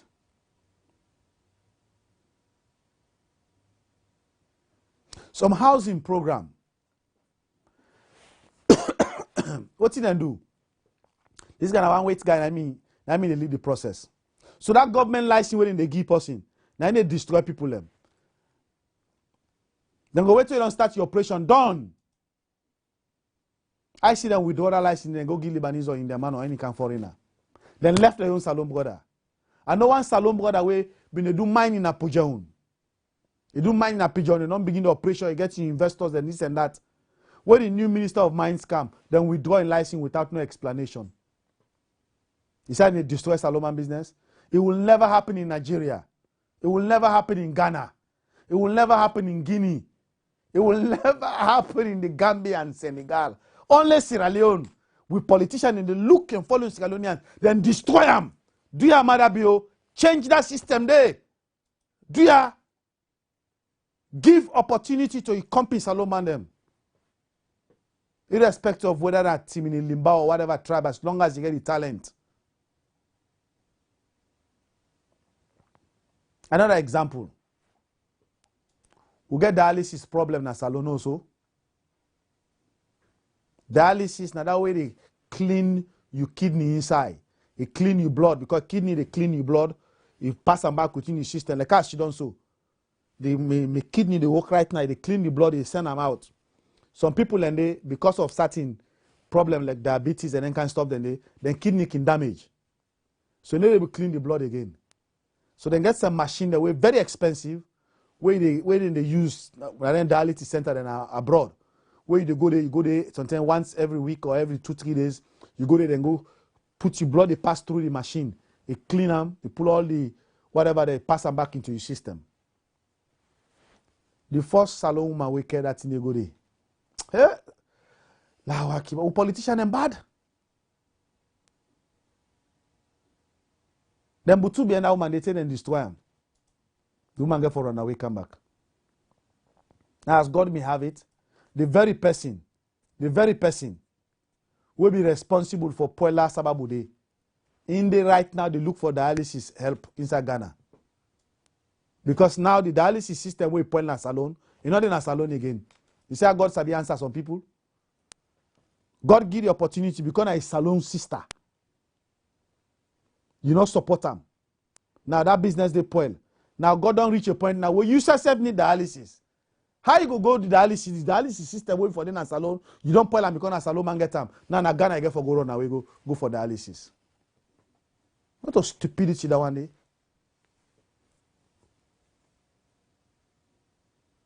Eh? Instead of them build with hospitals, them. Look, we get certain Sierra Leonean doctors in this country also, abroad and the other side and so maybe we get for the take up by segments. You understand? Because healthcare another area. Yeah. What we need for expand on in terms of what you need for happen. The financial sector, the banking sector, another area. God. Plenty today for doing a salon. Let go there put no more. So talk a little bit about, because already the corruption was there the last 10 years. Mm-hmm. What might have you would do if we cover some of those for the country? Well, the question is, we are not say the corruption be endemic. In other words, it been the smell for the past 10 years. So what might have you need for do for recover some of them in the way it able for use them for build the country. Well, I can tell you the strategy we maybe not put together for NPD if NPD may win election. And that strategy now they explain, I can't explain to Madabio. First of all, for fight corruption, you got to start from the top. The top need for be clean. Madabio himself need for be corruption free. And expand around them. You need for make them know say, then get a 10-year mission. That 10-year mission, they need for do the best leadership within the next 10 years. Because if you not get a mission, you not get a vision in leadership, you're not going to know any sense of direction which I want for reach. The side way you want for gets to. If they all get a vision, say they're ready for work hard, so that the next 5 years for the re-election one are automatic. If they get except then doubt say they're not going to win again, so they say I can't thief and get out. And if you don't do them, the people of Sierra Leone will kick them out. But if they're ready for do the right job, then rule for work effectively, believe in me, from Ion side to all the ministers the way they point around them, for set the best example in terms of how to run a corrupt-free government. Which, as I say, Mr. where they are sold out. I just hope and pray no more, then they listen. So I want them to prove me wrong. I they pray, let them prove me wrong, because I the best me want for Salone. Let Mother Bio and the team prove me wrong, say they are not going to get involved in corruption. That's not the rule number one. Rule number two, we get a lot of people away, they inside APC, who don't work for APC for the past 10 years. Government know waiting at their salary. Government know waiting at we know they're supposed to be the fringe benefit. You know so? Let we feel sorry for them. Let assume say their salary is like $1,000 a month. Then let we triple that one day. Say 1,000 times 3, $3,000. Or if not $2,000, $6,000. Whatever the amount they get, me no more than they pay them. You understand? Triple them, then multiply them by the number of months where they don't serve within the past 10 years. Because you want to create room for letting themselves go survive. You know what I mean? Eh? So you know one limit. So multiply them by 3. So you say 3,000 multiplied by 12 for 1 year, multiply by the number of years where you don't serve. So you say, by our estimate, we feel sorry for you. We know say we'll get mass on side. All that money there, if it amounts to $100,000, $200,000, $300,000, it's all yours. Then you begin for examine the assets they will then get, the bank account will then get. Anything exceeding that amount today should be considered unexplained wealth. But you can't do that if you get the same corrupt element than at the judiciary. Now I make the man who hold the pillar for transform the country right now, not Charles Magai. And I hope and pray that Manabio not try for micromanager. Let allow Charles Magai for unleash in brain, in knowledge, in patriotic spirit, we get for that country, he reform that judiciary day. He straighten them up. In no nonsense attitude, he unleash him, he straighten up the judiciary. So anybody where he capture unexplained wealth, This is what I think Madabio should do. For instance, you get the likes of Alpha Khan, you get the likes of Kemo Sise, you get other people that will come up with Loko. These are just example. Put Loko, they not get support for them farmers them. Put Loko, they not get good educational institutions. They not get good hospitals or well equipped to modern standard. So the plan will be all right is that all we go do, we say, okay, we don't arrest 3 men them from Putloko, we don't thief within the past 10 years. We don't assess, say, then get almost $3-4 million. We now explain wealth. So they carry and go court. You know they go arrest and go lock them up. Oh, no, you get forget reason. You know the law fella. Let get evidence. You able forget way for proof your case. You know go your soul not to military government to the power. Not to forgo long of fitifata. You need forget evidence. So get forgo unearth the evidence. They tell Putloko say, well, this $3 million, if we should get them from Kemos, say Alpha Khan and other and with chief government money. Now this hospital they can build. Now this road they can build. Now this housing project they can start. You begin the prototype. You put the billboard in a Putloko. Let you see now the same Putloko people they go crucify them first. Then say that they don't thief we look the hospital them for don't build for we. If Marabio do that, he will be the most popular president in the history of Salone. Then you go to McKinney, you go to Kenima, you go to Freetown, you go to any side where ministers then come out or parliamentarians then come out, where they get unexplained wealth. Bang, commission of inquiry. Lock them up. Until they're able to fat out all the money. If they fat out all the money, then find them, then say $500,000. If they produce them, not jail them. Let them go survive again. At least you don't give them 3 times their salary, what them forget. Don't go let them enjoy them, they enjoy them pension. With respect to Anes Kuruma, I think that the last man for Kanto. Now for less than Anes Kuruma, because I want to let you enjoy in pension. I want to let Anes Kuruma live and see how other people go run Salone, it turn a better country. Let you regret the opportunity we got belong him. You understand? But the henchman enforced now for start with. Lock them all up. Then later on, I go come to Anes Kuruma. In our ex-president, we no lock her up. We go tell and say, no, pa, we don't get a bill for you. $20 million. That $20 million where you get in your account, they are pa. We seize your passport first. Till you produce a logo bill, school and hospital na Makeni. Look, the road they don't begin poorly. The city council na Makeni need help. So as Kuruma they pay, then they help Makeni or Bombali district. As they pay, then they help the farmers them. Now the same farmers then go can't turn against and say, party, I pay that money we don't see for big. Let them help we. You see the logic? So you therefore look at the legal aspect, you look at the political aspect, you look at the sentiment of the people. You capitalize on all of them. Bam, you clean up the system. If Madabio clean up the system, me I go get confidence say Madabio go run a corrupt-free government. But if you see begin daily, they go begin dine with them. You begin to dance with them like how they begin so. Huh? But I not continue with that one day. Otherwise, we will butu be you, bra.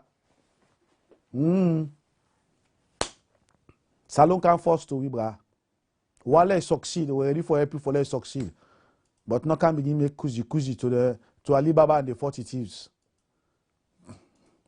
So if some of them money in a foreign bank, how do you recover that? Oh, if the money in a foreign bank, if in Europe and America, not America, easy. That is for recover and the strategy they in play. Now China no more will be the difficult challenge. If the money in China, now it will be difficult. But if the money in Europe, as long as you know in because what they do, even America, I wouldn't do corrupt Donald Trump them. Now the Eastern Bloc Europe, the Russian, Georgia, and then kind side and they siphon the money. So if that and they siphon the money and then side and they, oh, the Arab country, I forget about Dubai. Lord have mercy. Now Dubai the money then they. Oh, well, you see, there is a diplomatic way for fetch that. The diplomatic way. Now for table the thing na ECOWAS. You understand? ECOWAS table and African Union. African Union make a petition to Dubai. If you do them as a Sierra Leone, they're not going to listen to you. You see the strategy?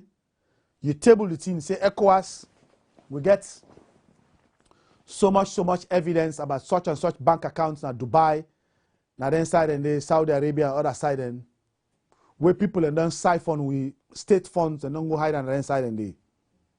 Even China said we can use that leverage against China. We can use the regional diplomatic influence against China.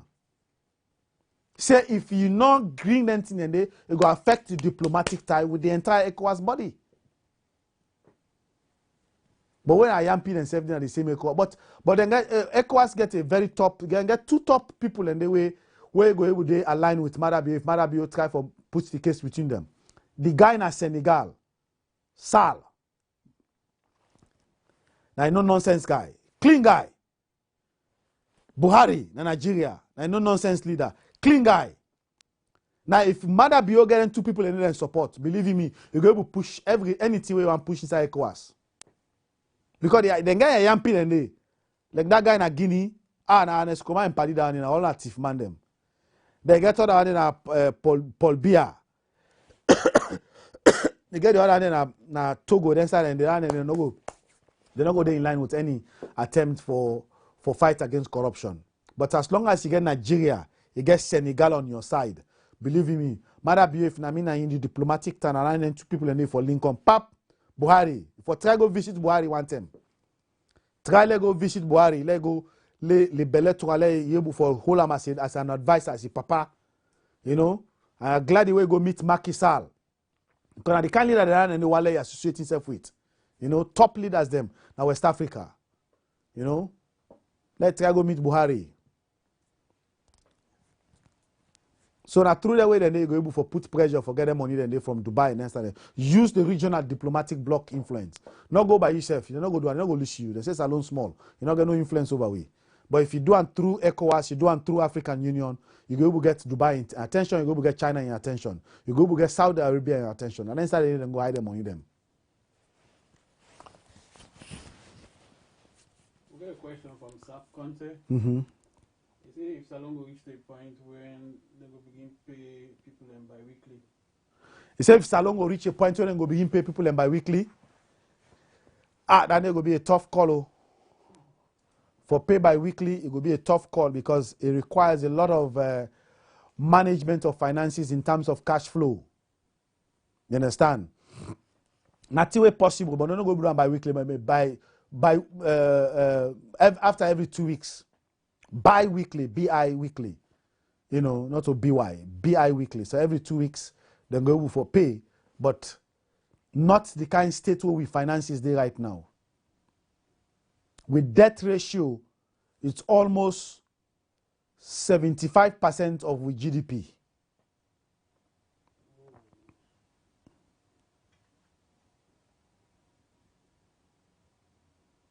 It's almost 3 billion, it's 2.6 billion. And with GDP na 4 billion.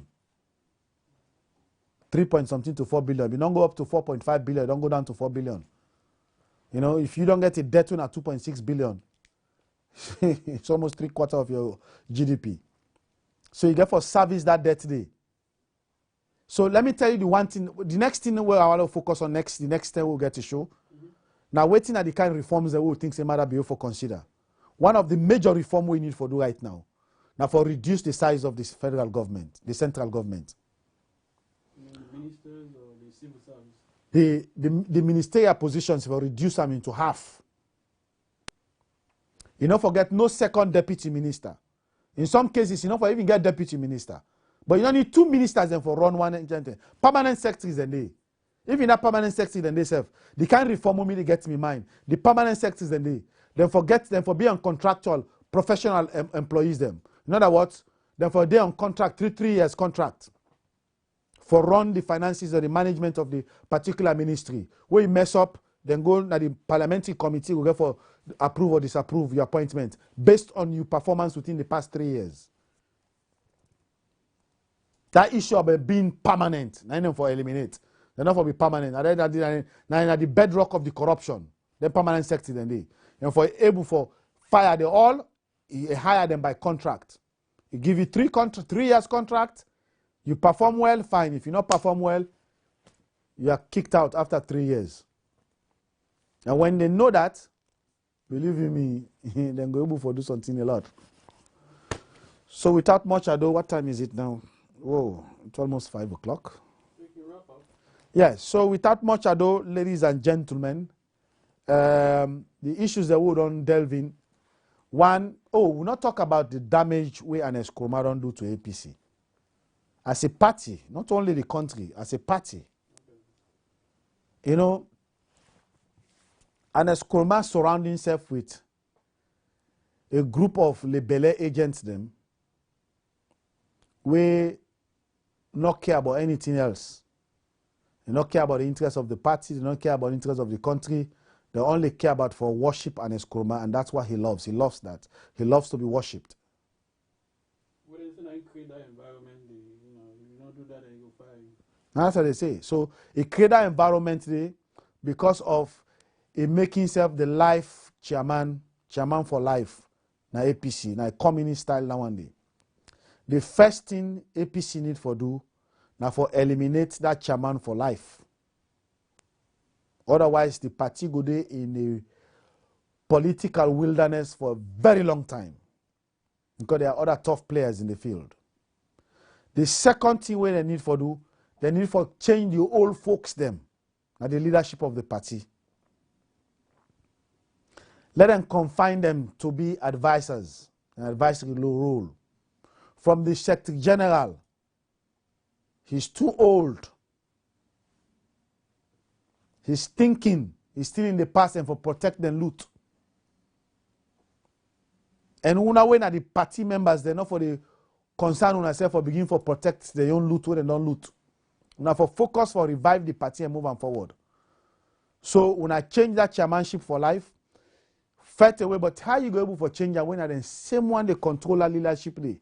So when I forget for get a revolt within the party itself.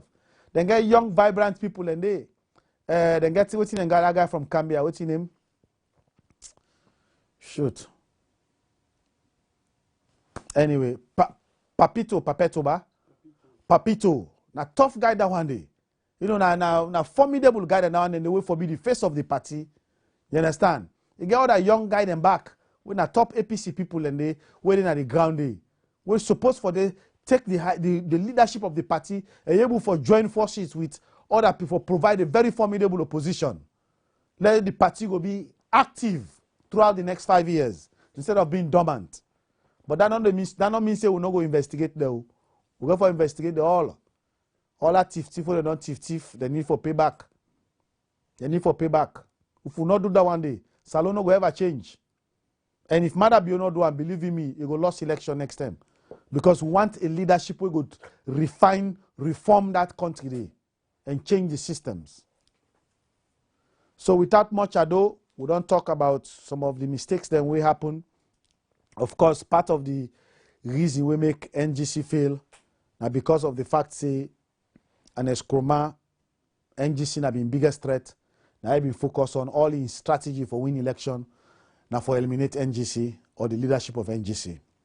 The second one, because of the fact that NGC been start late. In other words, and that all I'm and Eskroma you making, drag the process stay, then start late. So there was not enough time for the NGC to prepare and put in structures that are across the nation. The third one, internal structures, been very weak. The leadership been too old. They not even get vibrant team them for work with the leadership who will be responsive to issues them on the spot. They may take too much delay for respond to crisis and issues them. Then the other most important one, they allow APC and SLPP for define them candidate. They're not able to take control of the narrative. The narrative was left in the hands of their enemies. Because they get a slow thinking leadership. They for need vibrant young men them. And then get tough young men in an NGC, but they don't call the shot. You can't get a campaign manager, a presidential campaign manager, where they wake up at 11 a.m. in the morning, election term. You can't have office 12 midday, election term. You can't win an election like that. You can't. So last question from the viewers then. TJ asks for confirm. You say you said they lock you up. Hey, boy. You want me to confirm whether or not true or not? Yes, they may lock me up. And Nkrumah locked me up for 37 gruesome days na Padeba Road. Then use one guy we then call Bine Kamara. You know, say he been control the court system. So anything we dictates to them. Now for happen. So Mohamed Bangura in Ajibu, now then go set me up. Like explain the entire scenario how this thing happened. March 2nd, I go na salon, call a press conference for lunch with party in policy position. And of course, me being who I am, I don't mince my words. I spill the bean and speak on the issues and address the issues them, attack whether them for attack in terms of what's wrong with the system and how for fix them. That was the uniqueness of my own position.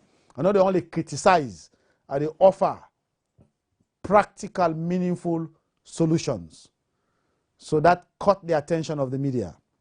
So I get series of press conferences, press interviews, series of radio and television interviews. Later on, I realized State House been monitor all the interviews they were being the give. And the answers they were being the give, the way they were being respond to the question them, they attract the attention of APC followers. Then grassroots that have been the win over. APC grassroots and they call they join the NPD party across the nation. People they join the party from every corner. They know the see just by the message, the power of the message, the change message. That's how determined they were. And that was scary for Nkrumah. And moreover, me now one of the people that will be lead a campaign against them, we been sack the vice president and then thief the Ebola money who demonstrate in Washington. So all anything and they don't be an issue where them want a bone them want pick with me. So what happened? When I reached there, I called press conference March 22nd. March 23rd, I get series of interviews. March 24th, I get series of interview. March 24th, I get interview in AYV, 8 o'clock in the morning, 12 o'clock in the afternoon, 1 p.m., different shows them. Now and then get a call from State House. State House tell them, say, well, this trip, the Wale Mohamed Bangura there on the call, on the interview. So the 1 o'clock show was stopped briefly for another 5 to 10 minutes until Mohamed Bangura reached there. He reached now AYV with Shidong. We do the interview, discussion on, now any discussion go on to education. On the issue of education, Mohamed Bangura one lie say how the government not get nothing for do with the demonstration where they happen because they don't get all the money to Njala. Now I asked Mohamed Bangura on the set, I say, is Njala a public institution or a private institution? Now he say, it's a public institution. Then how you go disassociate the government from the actions of the students them when you say a public institution? Now you say, well, the government don't give them all the voting elect. Now I say, me man, if you don't understand how the Ministry of Education they work, please go get the minister like I explained. You know, Minister of Information. Now waiting and tell you they can't talk, but it look like say not tell you say Njala now a public institution where they under the Ministry of Education. And Njala don't present a budget to the minister where the minister look, he dash them, he dish them, he reduce them, he give them skeleton budget, he approve a skeleton budget. So Njala get a budget where they no go for run the college with. And not do that to no other college in the country. He pick on Gala, he reduce the budget, so the teachers are not get enough pay, they not get pension, they not get this and that. So the lecturers then obviously reach a point, they're not able to handle it anymore, then demonstrate. So I go can lie to the public now, yeah, which I miss Shidong. Say I'm not a government responsible. I say, but no insult me, intelligence. So we discuss outside in Mohamed Bangura say, in fact, governments don't begin negotiate with the students them. Now I say, wow, well, if that's not the case, then that's a big opportunity for the good student and take advantage of that. So we need to talk to the student, let them suspend the demonstration. Let them not go demonstrate anymore until they get chance to the negotiation where they go on. Well, now that side I open the trap for myself. So what's happened after the interview now? Who don't left? Now Ajibu, He and Mohamed Bangura then step out with one Sano, Joseph Sano guy, where they go and jum say in a NGO for education. But everybody knows say Sano guy, he been a dance with the APC guy, and enemy they use for penetrating to the civil society. So me the inside what you call them AYV, because the guys in AYV they want me number and someone want to take pictures with me. So I've been there for another 15 to 20 minutes. Before me come out, me to say Mohamed Bangura and Ajibu, don't go. But little did I know them in Denado, then they talk with Mohamed Joseph Sano. So by the time me they come out, now they tell them they go inside the motorcar. Now they tell I see Mohamed Bangura and raw Range Rover, $80,000 motorcar. Zoom. Now I zoom out. So innocent me, I dey waka for la go come out go na my next meeting. Now Joseph Sano come meet me. Whether na and Ajibu Mohamed Bangura the arranger o, me no know. He say, bo, awale entina he talk say, Lord talk to the student and let them suspend the demonstration. Awale he can go with me. Now the Grande, let go talk to the student, let them suspend the demonstration. Now as I say, bo, I say I get meeting for go. He say no worry, bo, na quick business, we no go take. Mr. Say go drive you, go. Now I say okay, no problem. Now I jump inside Mohamed Sano, Joseph Sano motocar. What a trouble I thought so. Reluctantly, I go there. You go talk to the student them, they not listen to them. Now he introduce me, now me start for talk to the student them. The two way help me. Now I take my phone. Now I give Joseph Sano, I say, do you record me while they talk to the students them? So at Mapna, they talk to the student, they appeal to them, let them suspend the demonstration. Let them wait, let the president talk to them, let them give them chance, let them give the chance to the negotiation. I don't do that for like 2-3 minutes, they try for, they go back and forth to the student then. I turn, Joseph Sano, no, they be me again. No. So it not been a record. So look, now take my phone from him. Now give one of the students them. That recording then I save me in a court. Although we not reach a point for that present them, but I look like say everybody, even the prosecutor knows say there's a recording where show say, I've been go for go appeal to the student there, let them suspend the demonstration. So they see why they talk to them and say, Mona, calm down, this and that. So the student then refuse. Finally, I able to get them for agree, say they go suspend the demonstration until the following week. Maybe they try to get them, let them suspend until Thursday. They say nothing. I say Wednesday, they say nothing. Then say Tuesday, they say nothing. Finally, and then agree say until next week Monday. Me glad now. I said I go meet Joseph Sano, tell and say that the good news say, well, I don't get the student and don't agree for suspend the demonstration. Waiting me to I start turn Joseph Sano then in the middle of the police them. When me there, I not afraid police, I not see what I do with police. I go meet and they. I say, brah, I say I don't get a negotiation with the student, they're not ready for go home now. They're not ready for suspend and demonstration. But then say, then go only suspend the demonstration until Monday. If Monday reach, then for don't get addressed and concern. If Monday reach, they're not addressed and concern, then go come out in large numbers. And when they come out in large numbers, then go be uncontrollable. Now me add the word say, and it go be ungovernable. Oh, I see that with the what the pap. Now the police use that as an excuse now.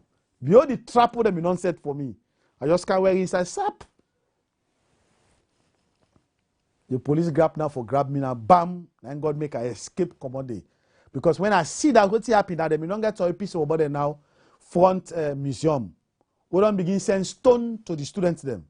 When that need to happen, they tell the police they try to arrest me. Now when I turn and the time I realize, say, oh, this is not a good sign. Now I turn to the student and I tell and say, una not stone back. I say, please, una wait, una go. Now any student and I go meet them. No, first, what then they happen? No, not to detain and stone. When the police tell me, say, Ingo hold me for incitement, now I tell and I say, brother, no me teach incitement. Now I escape commodity. I go to the student them. So I did to the student them under the tick. The police no able to come meet me there. Now this is where Sano gets me again. So me there with the student and now I'd explain to them what happened just now when the police will arrest me. Now Sano come meet me again. Yeah, Sano a bad guy down there. Now Joseph Sano come meet me again. He say, brah, he say no worry for them police and don't worry about them. They say, look, I'm going to State House. I will let you dip on the negotiation for the student there. Hey, but myself as stupido. That's why they now really know say I'm not been prepared for the salon politics.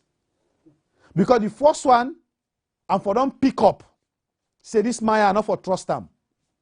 When this Anoka meet me again under the big cotton tree, he say, bo, I want to go to State House. And for going to State House, you go for passing State Avenue. And State Avenue, I did the police then park. But me not be serious in that moment today. I not be still serious in why I for run away from the police. You know what I mean? Eh? So I say, okay, my lord, go. He said, but don't worry about the police. So now they drift me into the trap. I see me come out now from the student and protection. I go down that way name day. The one come go over the State Avenue. Now in the police, and that police I get for swam. Let's say if you take 10 years, I get for swam. Then call him Mohammed Bangura. No, something Bangura. He call himself Razor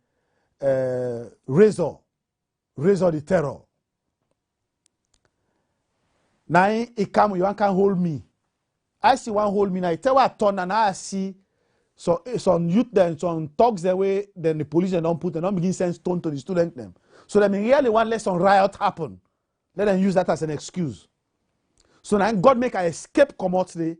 I run back to the student and I tell the student, say, no, not stone, no, stone, no. I turn and really sink on me, say, this not a trap. Because the first time not been sink on me.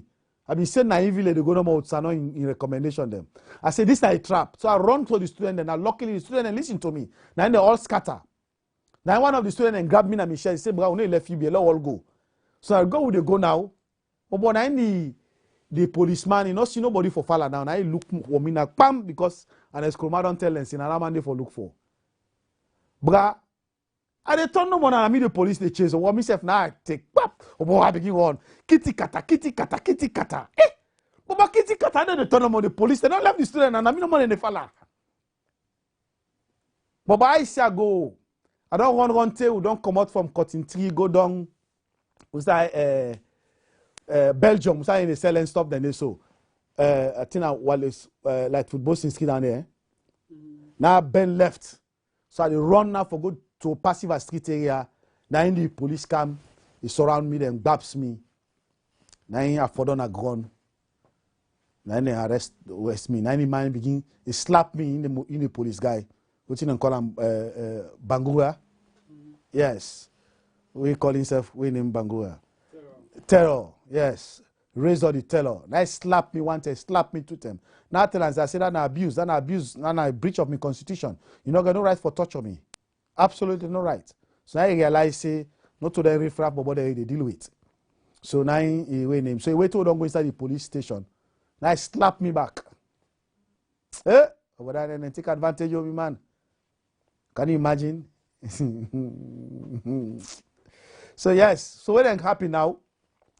I see them take me go to court. No, they not take me to court. So they lock me up in a central police that day for the entire net. The policeman was sorry for me. The senior policeman was sorry for me. We say, but like when I put the man under open detention, I straight to me living God and transfer and straight. The news go meet the power. Let no say a political motivation. That next day, we see they say let me they open the detention. I see my family left. Now in the man put me inside back. Say lock him up because they don't get information. Say that guy there for put her inside the dungeon, inside the cell.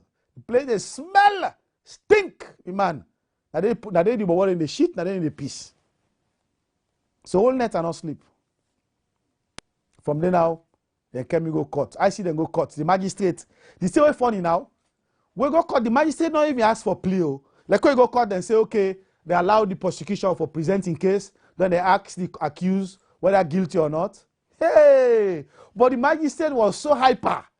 Bail, no bail, no bail, no bail. In fact, this and that. But now someone asks, hey, but they don't even ask for bail itself.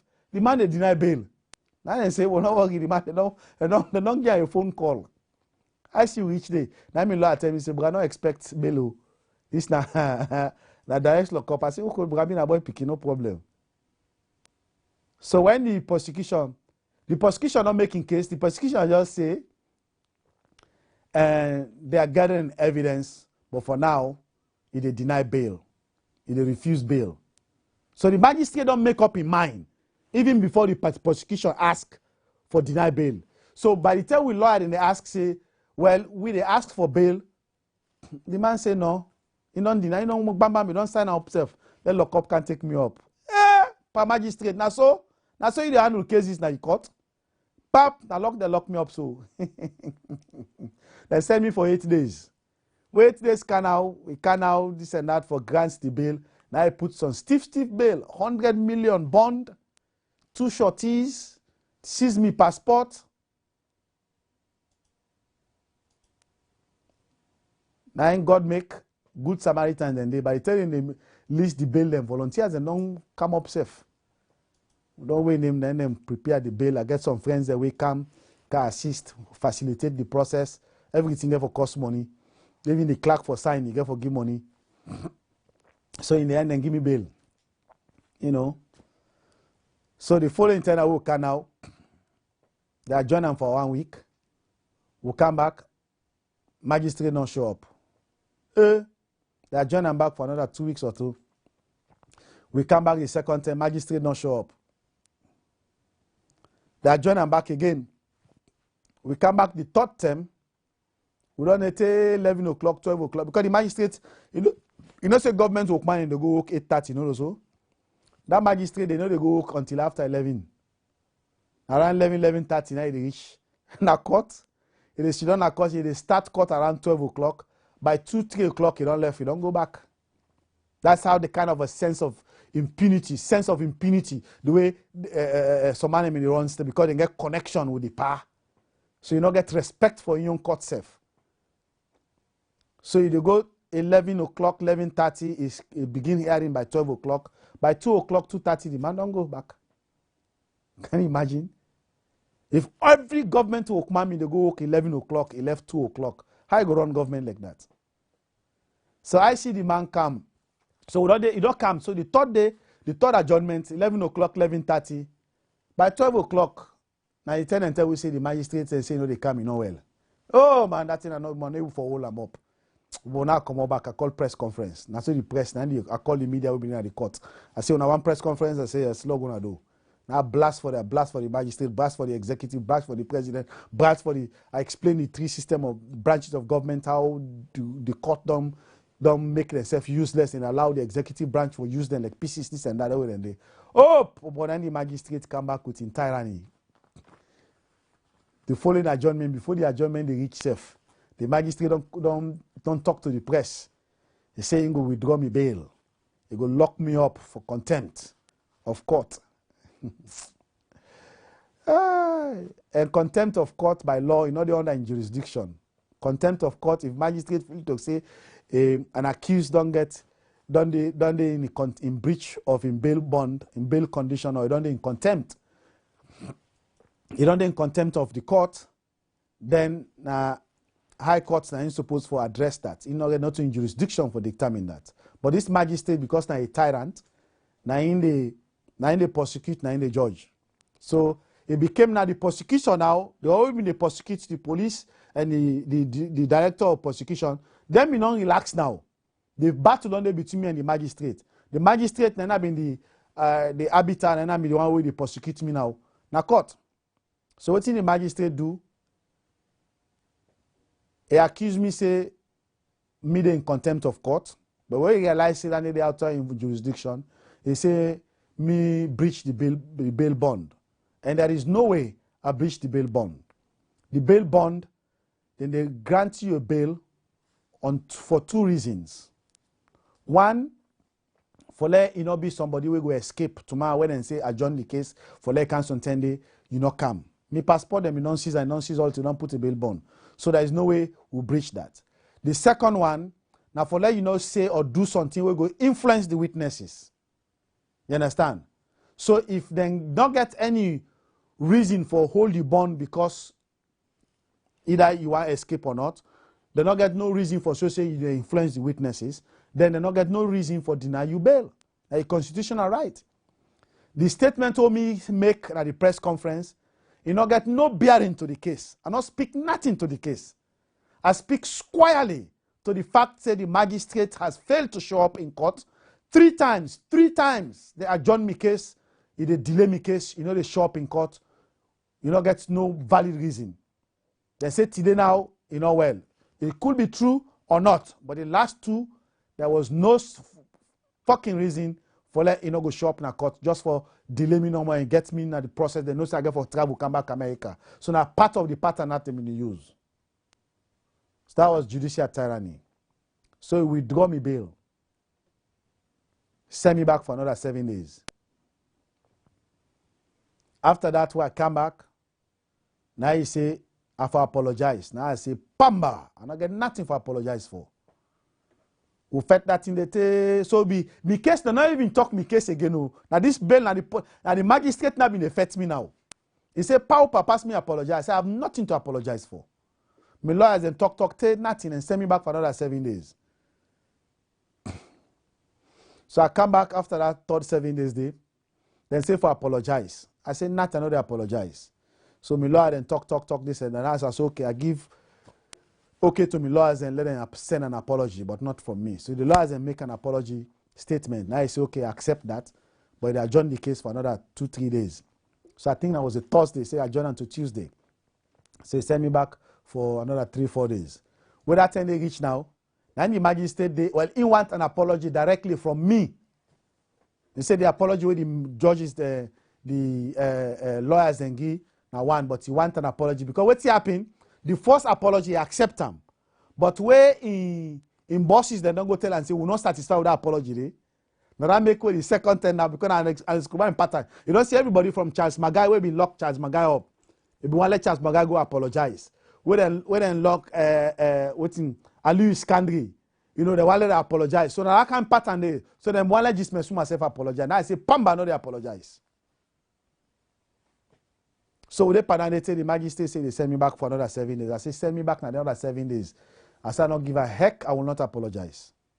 So they me lawyer, they all vex for me, my wife, my family, they all vex for me, say I apologize. So now I say okay, well I go apologize. This is our apology for put the record straight. Now as I say, well, on the 5th of May, I called an impromptu press conference in which I accuse the executive branch, the government, of being corrupt, and I made the mistake of including the judiciary in that open, broad statement that I made accusing the government of being corrupt. Well, I want you guys to know I still stand by the accusation that the government is still corrupt. But, by the time they say but, I want to come to the judiciary now. Oh, Papa, the magistrate don't vex. Well, you see, he's not whatever. Take him, lock him up. Big hala like man don't take opium. Like man don't take jamba or not to jamba self. Jamba self no go make it crazy so. Like you don't sniff some opium. The man begin act like man really mad. Now court, he hala, lock him up. He hala bang the way them. Now me lawyer then can and talk back and begin tell me waiting for say this and that. So now I rephrase my apology again. As I say, well, on May 5th, I made a broad statement in which I accuse the judiciary and the government to be corrupt. Even though I meant the executive branch, but I know there are some fine judges and magistrates within the judicial system who have served this nation diligently and will want to continue to serve diligently if given the opportunity. So it was wrong on my part to have given a blanket accusation to include those fine men and women that serve the judiciary diligently. So for those who have been serving diligently and are free from corruption, I hereby extend my apologies. Oh, the magistrate not satisfied with that. They seen a lie down there. Oh, this and that. When I'm one other lawyer been there around, when a senior person, when Mrs. Anna Ahmed, now he come to me, say, just say no more, including this magistrate. In other words, let's include them among the one they were they apologize to. Now as I look, I take a pause. Now I say, okay. I say, we're including this magistrate. In other words, my apology only went to those who are free from corruption, who are serving the judiciary diligently, and not engaged in abusing our constitution. And if you look for magistrates and judges that we know they feel guilty of that one, it's difficult for offense. So that make the magistrate will take offense to that. You're not being satisfied with that. So now in the lawyers and cantonments, they say, okay, including this magistrate. So now I say including magistrate. So now the magistrate is still not grant me bail. He sent me back for another few days. So from the Tuesday, he said Thursday. So the Thursday now, we come and say, oh, well, if you get for go some seminar, you go do the following. And I join them back. Was it on the Monday or Tuesday again? That join them back the following, whatever. So that's so you take a John are able to take over 37 days na prison. So I then call judicial tyranny of the bench. The arm of the executive branch. They use the court as a whip to silence the opposition. Salone is messed up. God Charles has a lot of work to do. And we are praying for you, for God to give you the strength, the tenacity, the wisdom, and the protection that you need to clean up our judiciary. They have fine, decent magistrates and judges. We need to protect them. You also have the Tolombo magistrate and Tolombo judges. They need to be siphoned out of the system. Some of them need to be investigated. They need to do a judicial review of some of their cases. There are certain cases they need to allow people to petition. Like in my case, I will be more than ready to petition my case to them to review everything, so that they review the judgment that the magistrate passed. That magistrate, God willing, we'll see where it ends. So without much ado, that's about it, ladies and gentlemen. Thank you very much for your time, for your audience.